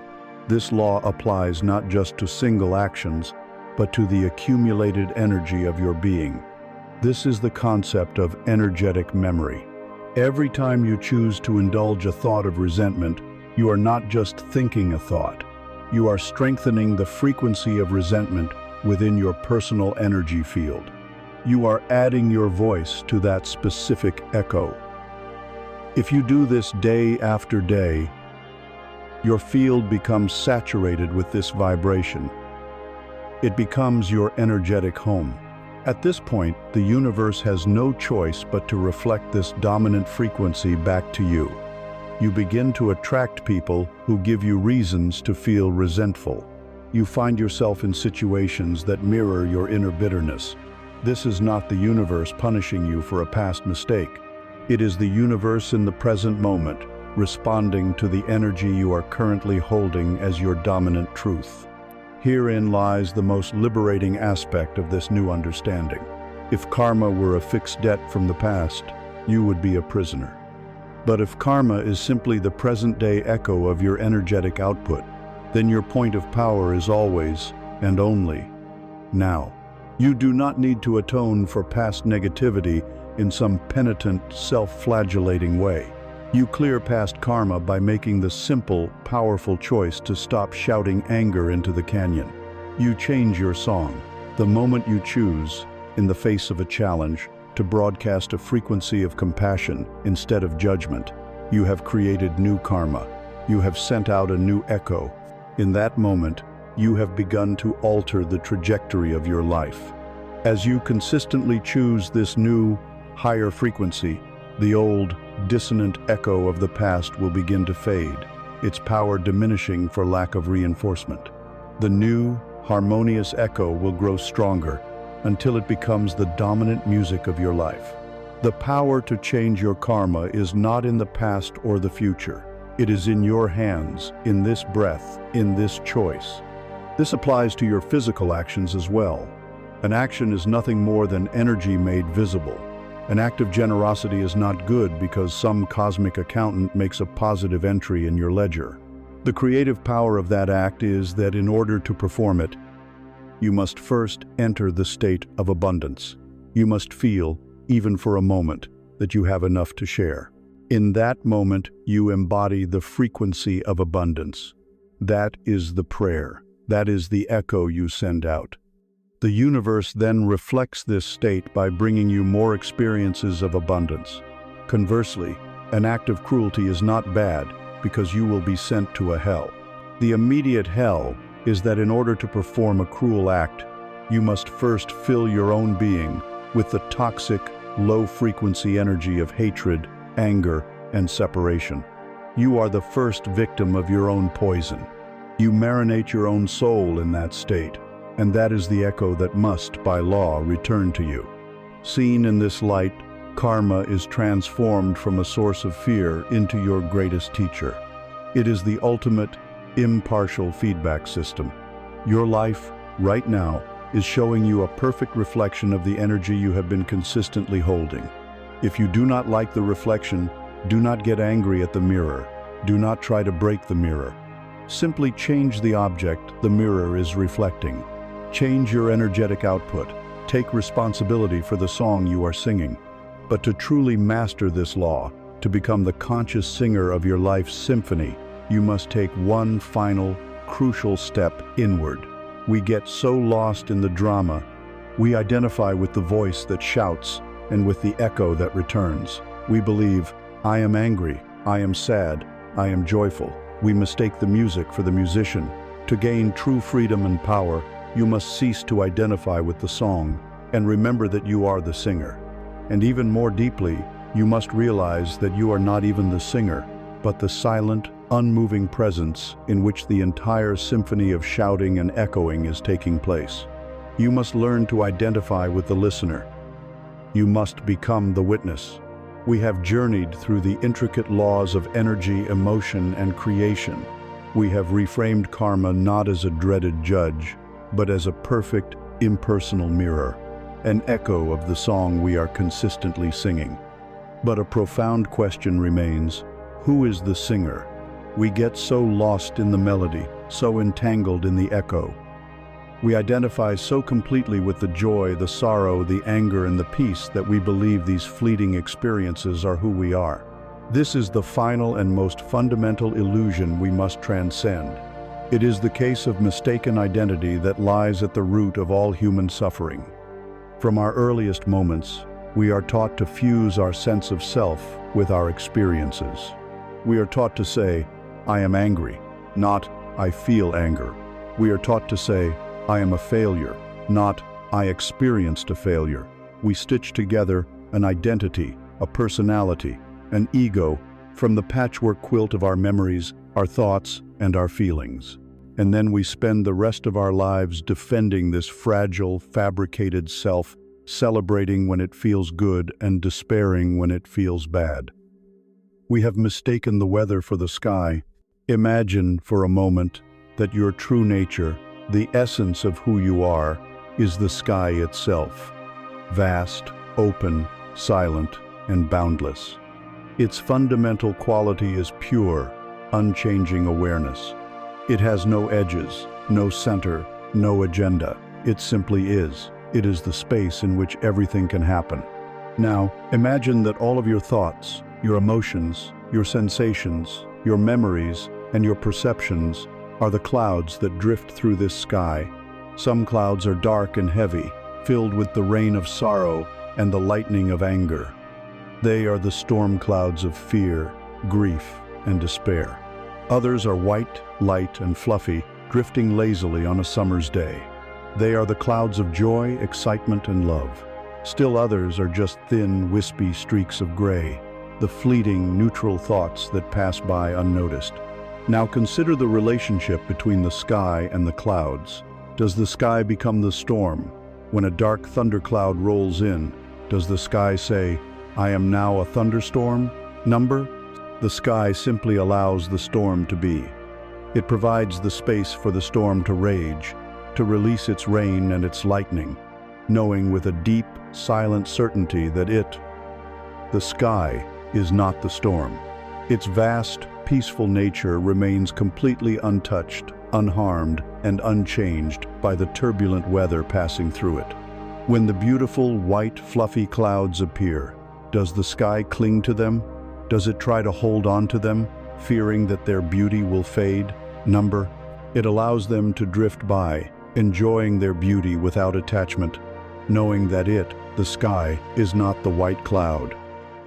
It is the space that allows for all clouds, dark and light, to come and go. This is the great revelation, the key that unlocks the prison of suffering. You are the sky, not the clouds. Your true self is not the anger, but the silent, spacious awareness that notices the feeling of anger arising, passing, and fading away. You are not your thoughts of inadequacy. You are the vast, silent consciousness that is aware of those thoughts appearing like little gray clouds. You are not the elation of success or the despair of failure. You are the unchanging, ever-present sky in which the weather of life happens. To realize this, not just intellectually but as a direct, felt experience, is to find a peace that cannot be shaken by any storm. Let us practice finding this sky right now. Close your eyes and allow your breath to be natural. Become the observer of your own inner world. Sit on the riverbank of your mind and simply watch the stream of consciousness flow by. As a thought appears, instead of getting swept away by it, try this simple practice. Gently and without judgment, label it. A thought about your to-do list appears. In your mind, you can simply note, thinking about the future. A memory of an old conversation arises. You can note, a memory is present. Do not analyze it. Do not fight it. Simply label it, like a scientist identifying a passing cloud. This simple act of labeling creates a space. It breaks the spell of identification. It reminds you that you are the one who is watching the thought, not the thought itself. Now, let's go deeper. As an emotion arises perhaps a feeling of restlessness or peace, of boredom or anticipation to rephrase your inner language.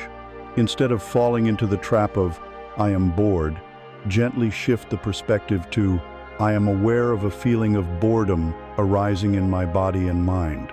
Instead of, "I am happy," practice, "I am aware of the energy of happiness flowing through me." Can you feel the profound shift this creates? The word "I" is no longer attached to the fleeting cloud of emotion. The I has reclaimed its rightful place as the aware, witnessing sky. I am aware of.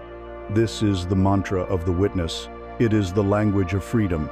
Now, as you sit watching the weather of your mind, the thoughts, feelings, and sensations appearing and disappearing begin to shift your focus. Become less interested in the clouds and more interested in the sky itself.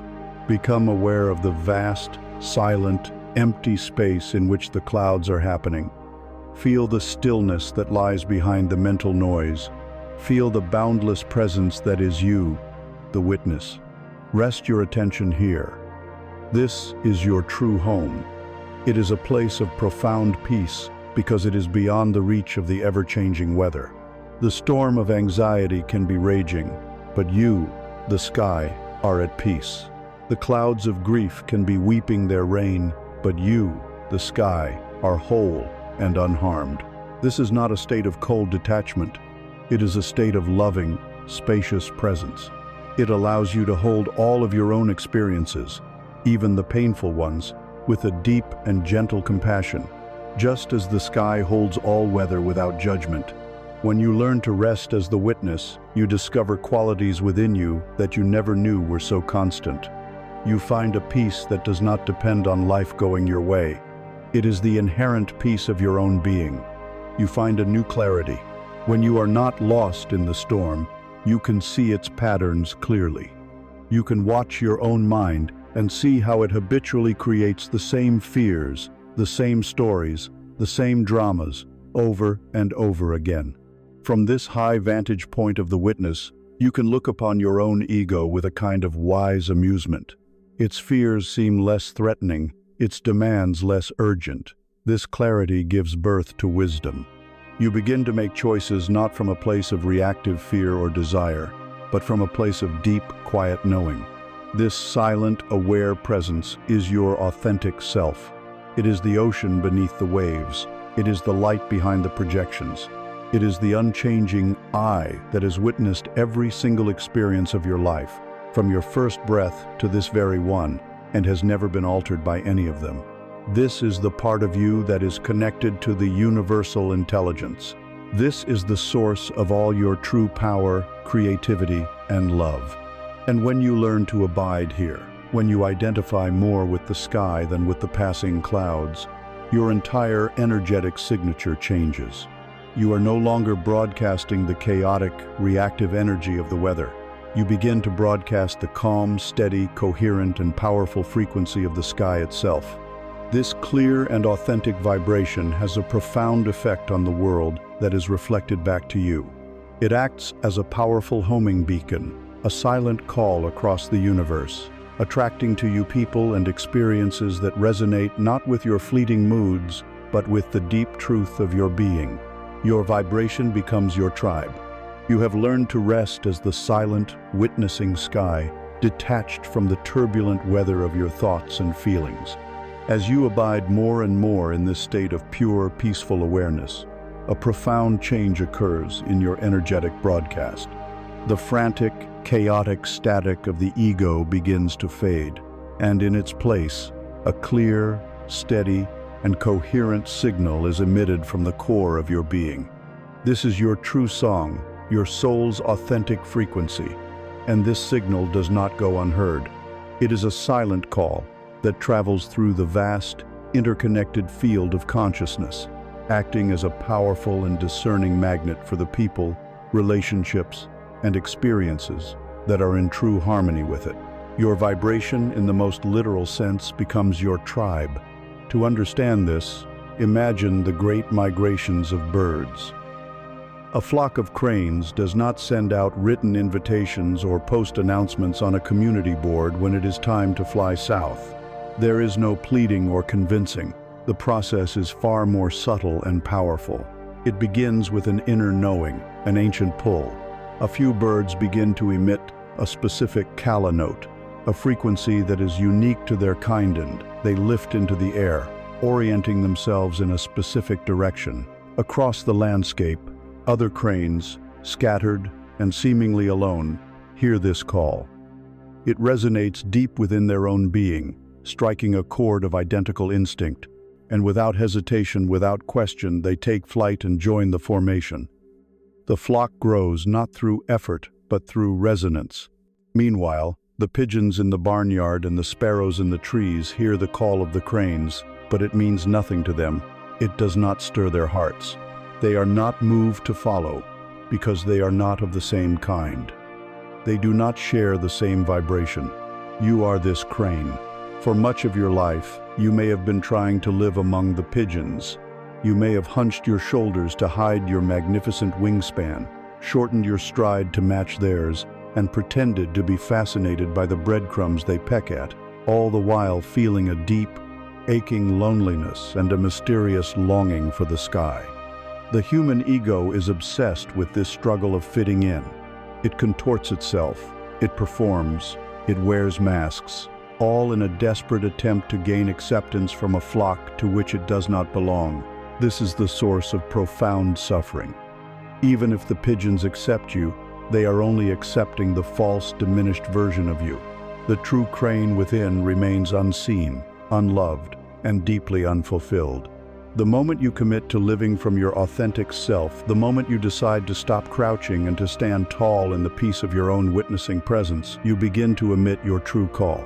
And this is when a process I call the great sorting begins. As your frequency clarifies and rises, a dissonance is created with the people and situations in your life that were a match for your old, wounded, or inauthentic self. The conversations may start to feel strained. The old dynamics of gossip, complaint, or drama may suddenly feel deeply uninteresting to you. The people who connected with you through your shared wounds may find they have less and less in common with you. These relationships may begin to fall away. This is not a tragedy. It is a natural and necessary clearing of space. It is the pigeons instinctively flying off because they are uncomfortable with the majestic, skyward call of the crane. This can be a challenging and sometimes lonely period. It can feel like you are flying alone for a while. But this period of solitude is a sacred gift. It is the universe clearing the runway so that your true soul family can land. You must have the courage to release what is not for you, to bless it and let it go, in order to make room for what truly is. And then, one day, you will hear a familiar call on the wind. You will meet someone, and the interaction will feel different. There will be an absence of striving, a lack of performance. You will feel a sense of ease, of being able to breathe fully in their presence. This is not necessarily about having identical interests or life stories. It is a feeling of resonance on a much deeper level. It is a feeling of recognition in your soul, a quiet inner knowing that says, "Ah, there you are. I know you." Conversations with these people are energizing, not draining. You feel seen, not just for the mask you wear, but for the sky you are. You inspire each other. You are flying in the same direction. This is your tribe. They are the other cranes who have heard your call across the vast expanse and have come to join you in your flight. Your relationships are always a perfect mirror of your vibration. If your life is currently filled with people who are critical, draining, or dramatic, it is a loving signal from the universe that there is a part of you that is still in resonance with that frequency. It is an invitation to do your inner work, to heal the part of you that believes it deserves to be criticized or that is addicted to drama. You do not need to change them. You cannot. You need only to change yourself. As you raise your own frequency by abiding as the witness and cultivating peace, one of two things will happen. Either the people around you will be inspired to rise with you, or they will naturally and often without drama drift out of your orbit, making space for new connections that are a match for who you have become. So cease the exhausting work of seeking approval. Stop trying to earn your place in a flock that does not honor your spirit. Your only work is to be yourself. Your only task is to cultivate your own inner peace, to be the sky, and to allow your authentic, silent song to radiate from you. This is the most powerful magnet in the universe. It will draw to you the exact souls who are meant to be on your journey. The universe is waiting to introduce you to your tribe. It has been flying toward you all along. But this imminent arrival presents one final, surprising, and deeply vulnerable challenge. After a lifetime of feeling unseen, of crouching among the pigeons, the arrival of your true crane family, who see you and love you for the magnificent being you are, can be overwhelming.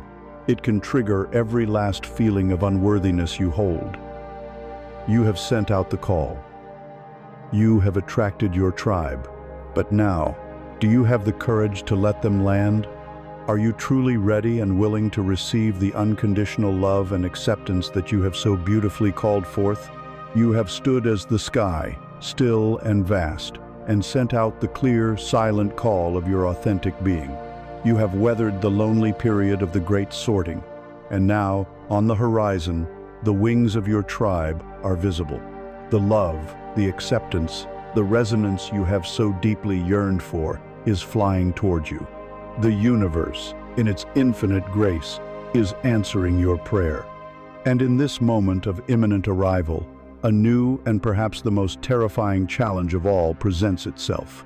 As the blessings you have called forth begin to land, a voice from deep within you may whisper, "No, not for me.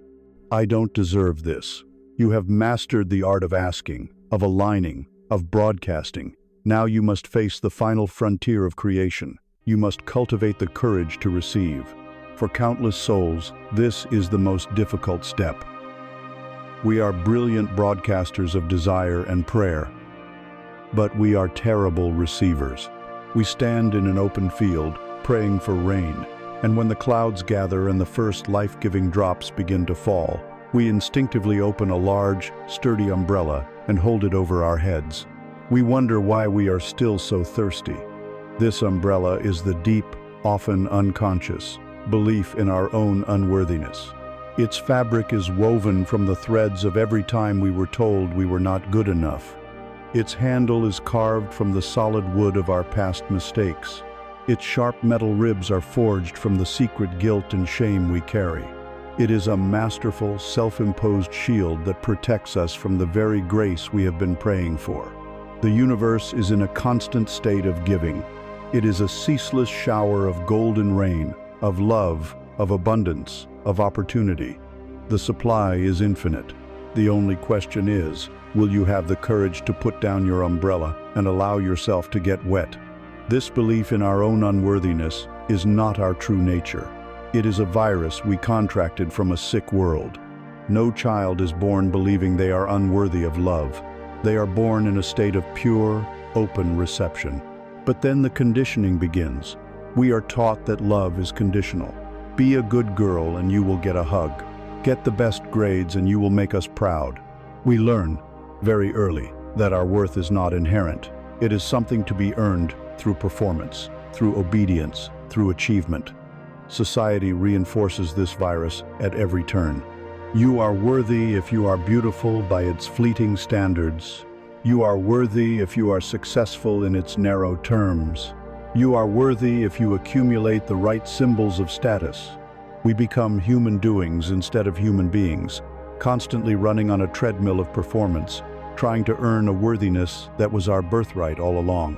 The symptoms of this unworthiness virus are everywhere in our lives, often disguised as humility or strength. When someone offers you a genuine compliment, "That was a brilliant idea," do you deflect it immediately with, "Oh, it was nothing"? You have just blocked the gift of their admiration. When you are struggling and someone offers to help, do you insist, "No, I'm fine, I can handle it," because deep down you feel you don't deserve to take up their time and energy? You have just blocked the gift of their support. Many of us become chronic overgivers and people-pleasers, unconsciously believing that if we make ourselves absolutely indispensable to others, then they will have to keep us around. We try to earn our place at the table because we don't believe we are worthy of a seat just for being ourselves. Perhaps the most tragic symptom is self-sabotage. You do all the work, you align your energy, you assume the feeling, and the universe delivers. A loving, healthy partner appears. A dream job offer materializes. An unexpected windfall arrives, and it feels terrifying. The high, clear vibration of the blessing is so dissonant with the low, dense vibration of your own unworthiness that it creates an unbearable inner tension. And so, unconsciously, you find a way to destroy it. You pick a fight with the partner, you find a flaw in the job, you squander the money. You destroy the good thing in order to return to the familiar, comfortable misery of your old home frequency of lack. You have proven your unworthiness to be true once again. The umbrella remains firmly in place. Today, in this sanctuary, let us speak the radical truth that can dissolve this ancient illusion. Let us administer the antidote to this virus. Your worth is not negotiable. It is not something you earn through your actions or lose through your mistakes. It is absolute, inherent, and unconditional. Your worthiness is proven by one simple, irrefutable fact. You exist. The infinite intelligence of the cosmos, the creative force that explodes stars and spins galaxies, conspired for 13.8 billion years to produce the miracle that is you, sitting here, breathing, in this very moment. The universe does not create insignificant things. It does not produce trash. The very fact that you were given the gift of life is your certificate of worthiness. You do not need to prove anything. You are worthy because you are. Your prayer is not a petition from an unworthy servant to a distant king. It is a conversation between the universe and an integral, beloved, and utterly worthy part of itself. Let us practice lowering the umbrella. In your mind's eye, see it in your hands. Feel its familiar weight. Acknowledge the beliefs it is made of, without judgment. I see you, old story, that I am not good enough. I see you, fear that I will be rejected. I see you, guilt over past mistakes. And then ask a simple, powerful question of these beliefs. Are you the absolute truth? Or are you just a program I learned? A heavy coat that I've been wearing for so long I have mistaken it for my skin. Now, in this moment, perform a small physical act of rebellion against this program. Simply open your hands. Turn them palms up on your lap. This is the universal posture of receiving. It is a vulnerable, open, and trusting gesture. It sends a new signal to your body, to your nervous system, to the deepest parts of your subconscious mind. As you hold this posture, breathe in and silently repeat this truth. I am open and willing to receive all the good that is flowing to me. My existence is my worthiness. Breathe out and let go of the tension of striving. Breathe in and accept your inherent value. Breathe out and release the need to prove yourself. Feel the muscles in your shoulders relax as you metaphorically set the heavy umbrella down beside you. Feel the first warm drops of the golden rain of grace on your skin. This is the final piece of the puzzle. When you have the courage to receive, you are no longer just imagining a future state.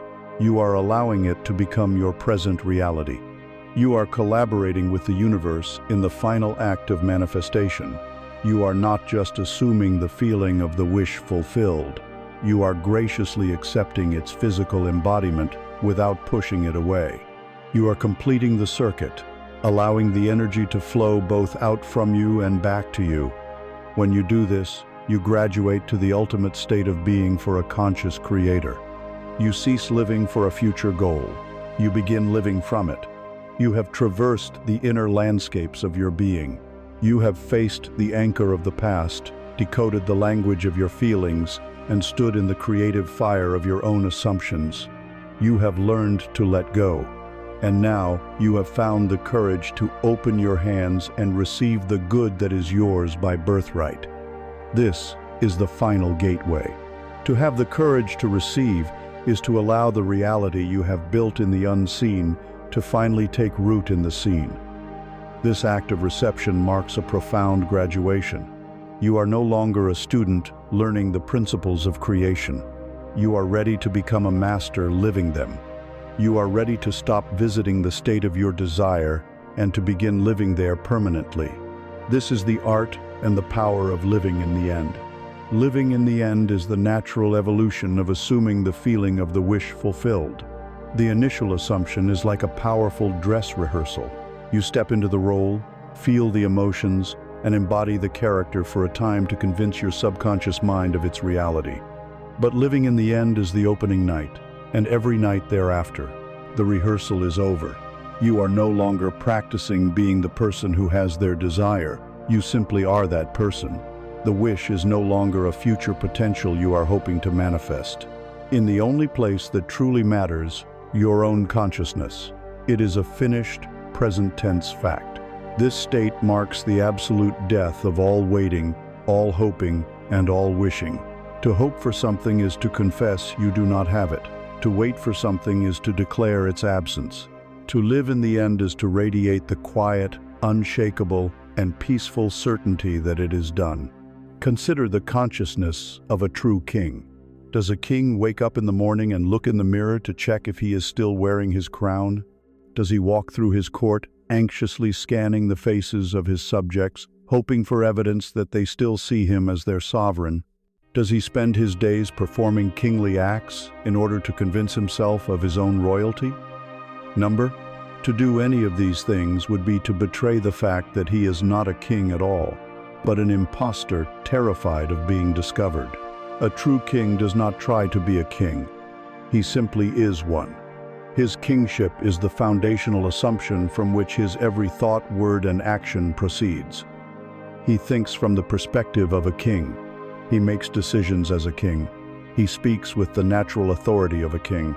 He is not seeking proof of his reality. His being is the proof. This is what it means to live from your inner throne. This is the subtle, yet monumental shift you are now called to make. You must ascend to the throne of your fulfilled desire and live from there as if it has always been yours. This requires a radical change in your mental diet, a shift from the poverty of thinking of your goal to the royalty of thinking from it. Thinking of your goal maintains the separation. It solidifies the duality of me here and my desire over there. When you think of health, you are implicitly inhabiting the state of sickness. When you think of wealth, you are broadcasting the frequency of lack. This is the consciousness of the beggar, forever looking at the palace from the outside. Thinking from your goal dissolves the separation. You have mentally and emotionally fused with your desire. There is no gap to be bridged. You are looking at the world through the eyes of the person who already is what you once desired to be. This is the consciousness of the king. Let us make this practical. Imagine you desire financial freedom. The old way, thinking of the goal, sounds like this. I am so worried about this bill. I really need to manifest more money. I hope my assumption technique is working. I need to look for signs. This entire monologue is steeped in the frequency of lack and doubt. It is the prayer of the anxious gardener digging up the seed. Now, let us ascend to the throne. You have practiced assuming the feeling of financial security until it feels natural. Now you begin to think from that state. You look at the same bill, and your inner conversation sounds like this. Ah, this bill. I am so grateful I have the resources to handle this with ease. How shall I organize my finances today to best serve my sense of peace and expansion? Can you feel the difference? The first is a prayer for help. The second is a prayer of thanksgiving and sovereign management. It is a thought born of fulfillment. Imagine you desire a loving partnership. Thinking of the goal sounds like, I feel so lonely. I wish I could meet someone. Why is it so hard for me? I hope my soulmate finds me soon. This is the prayer of separation. Thinking from the end, from the throne of being joyfully partnered, sounds like this. I feel such deep contentment today. What a beautiful day to enjoy. I should think about what wonderful meal I could make for my love tonight, or what beautiful place we could visit this weekend. You are not pretending. You are allowing your mind to move in the natural patterns of someone who is already in a loving relationship. You are thinking from the fulfillment. This is the deepest work. It is to be so faithful to the unseen reality within you that it becomes more real than the world of your senses. The outer world is a shadow. It is the delayed reflection of your former states of consciousness. When you are truly living in the end, you stop looking to the shadow for confirmation. To constantly check the outer world for proof is to turn your back on the inner light that is casting the shadow. It is to give your power away to the illusion. When you live from the throne, your inner knowing is your proof. You are no longer moved by the apparent contradictions of the physical world, because you know they are merely old echoes that have not yet faded away. You remain loyal to your new inner reality, knowing with absolute certainty that the shadow must, by law, eventually conform to the new shape of the object casting it. This does not mean you sit in a room and do nothing. You go about your life, but you do so from a new center of gravity. You take inspired actions, not anxious actions. You speak with a quiet confidence, not a needy plea. You interact with the world not as a seeker, but as one who has already found. You have become the person you once hoped to be. You have so fully embodied your assumption that it has become your new nature. Your prayer is no longer a specific act of creation. Your very being has become a continuous prayer of fulfillment. But life is not about arriving at a single static destination and remaining there forever. To master the art of living in the end is to master a process, not to achieve a single outcome. You have learned how to compose a single, beautiful note of reality. But life is not a single note.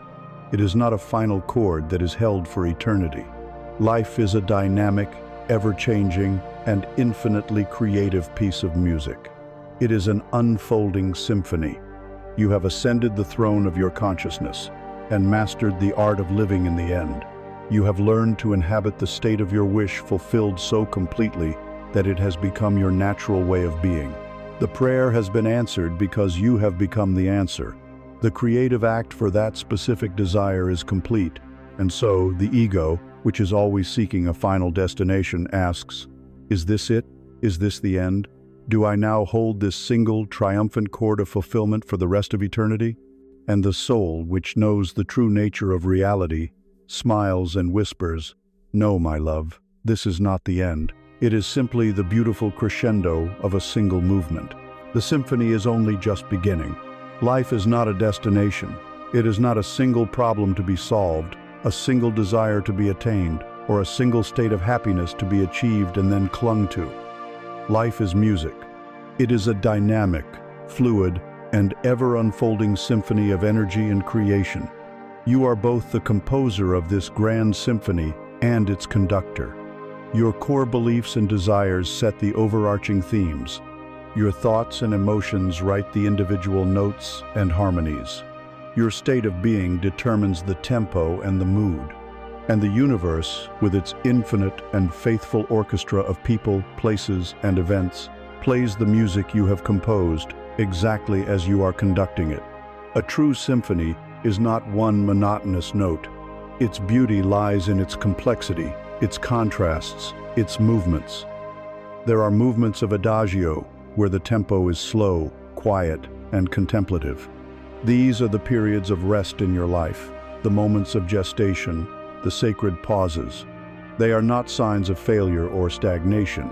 They are the silence between the notes that gives the music its meaning and its power. Without these quiet passages, the louder movements would be nothing but noise. There are movements of crescendo, where the energy builds, where tension rises, where it feels like you are striving and pushing toward a resolution.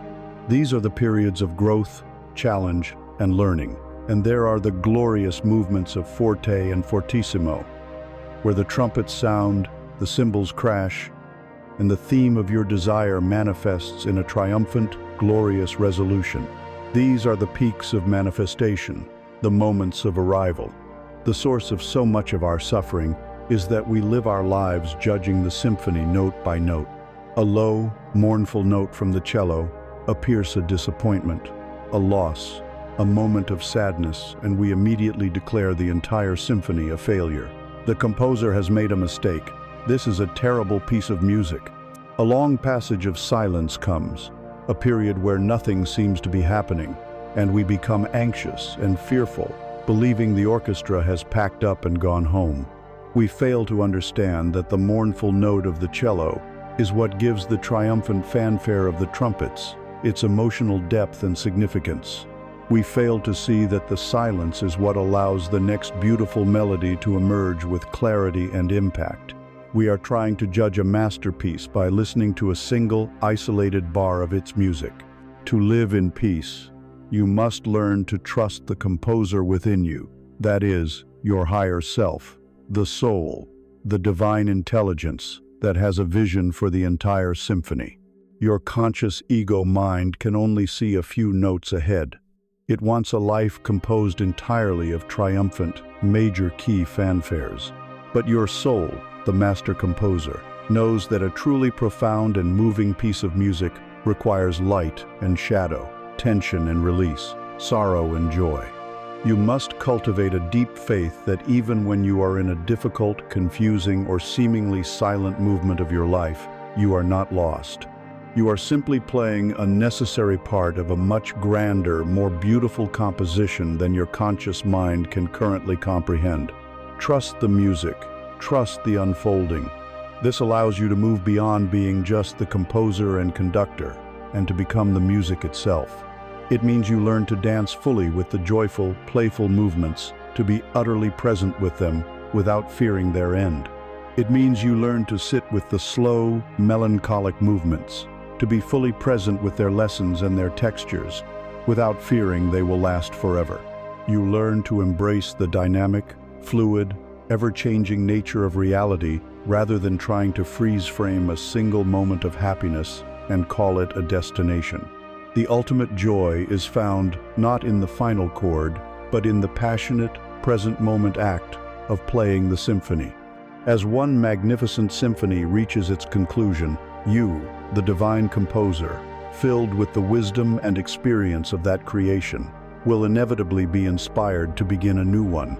You will desire to explore new themes, new harmonies, new levels of love, wisdom, and expression. Life is a spiral, not a straight line. It is a process of endless expansion and becoming. The purpose is not to arrive, but to continuously and joyfully create. And so, we bring the journey of this teaching to a close. You have learned that your energy is your truest prayer. You have learned that your thoughts are the blueprint, your emotions are the fuel, and your body is the instrument. You have learned to release the anchor of the past, to find your power in the sanctuary of the now, and to decode the language of your inner world.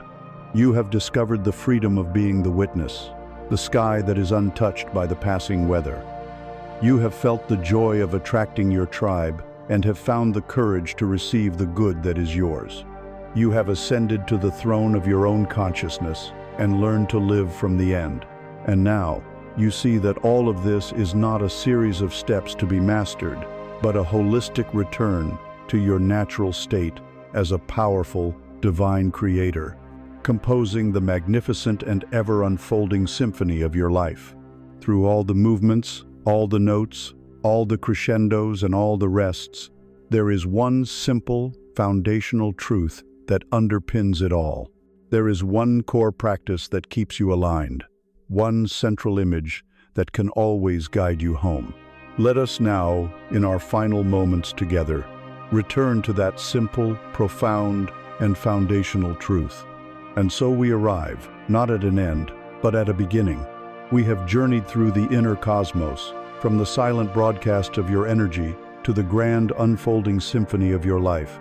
We have seen that your thoughts are the blueprint, your emotions are the fuel, and your body is the sacred instrument through which your reality is played.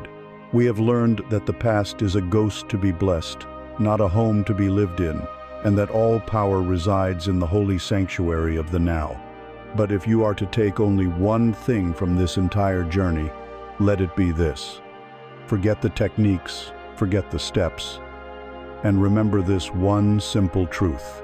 You are not the ship, lost and tossed upon the stormy waves of life, praying for a light to guide you home. You have never been the ship.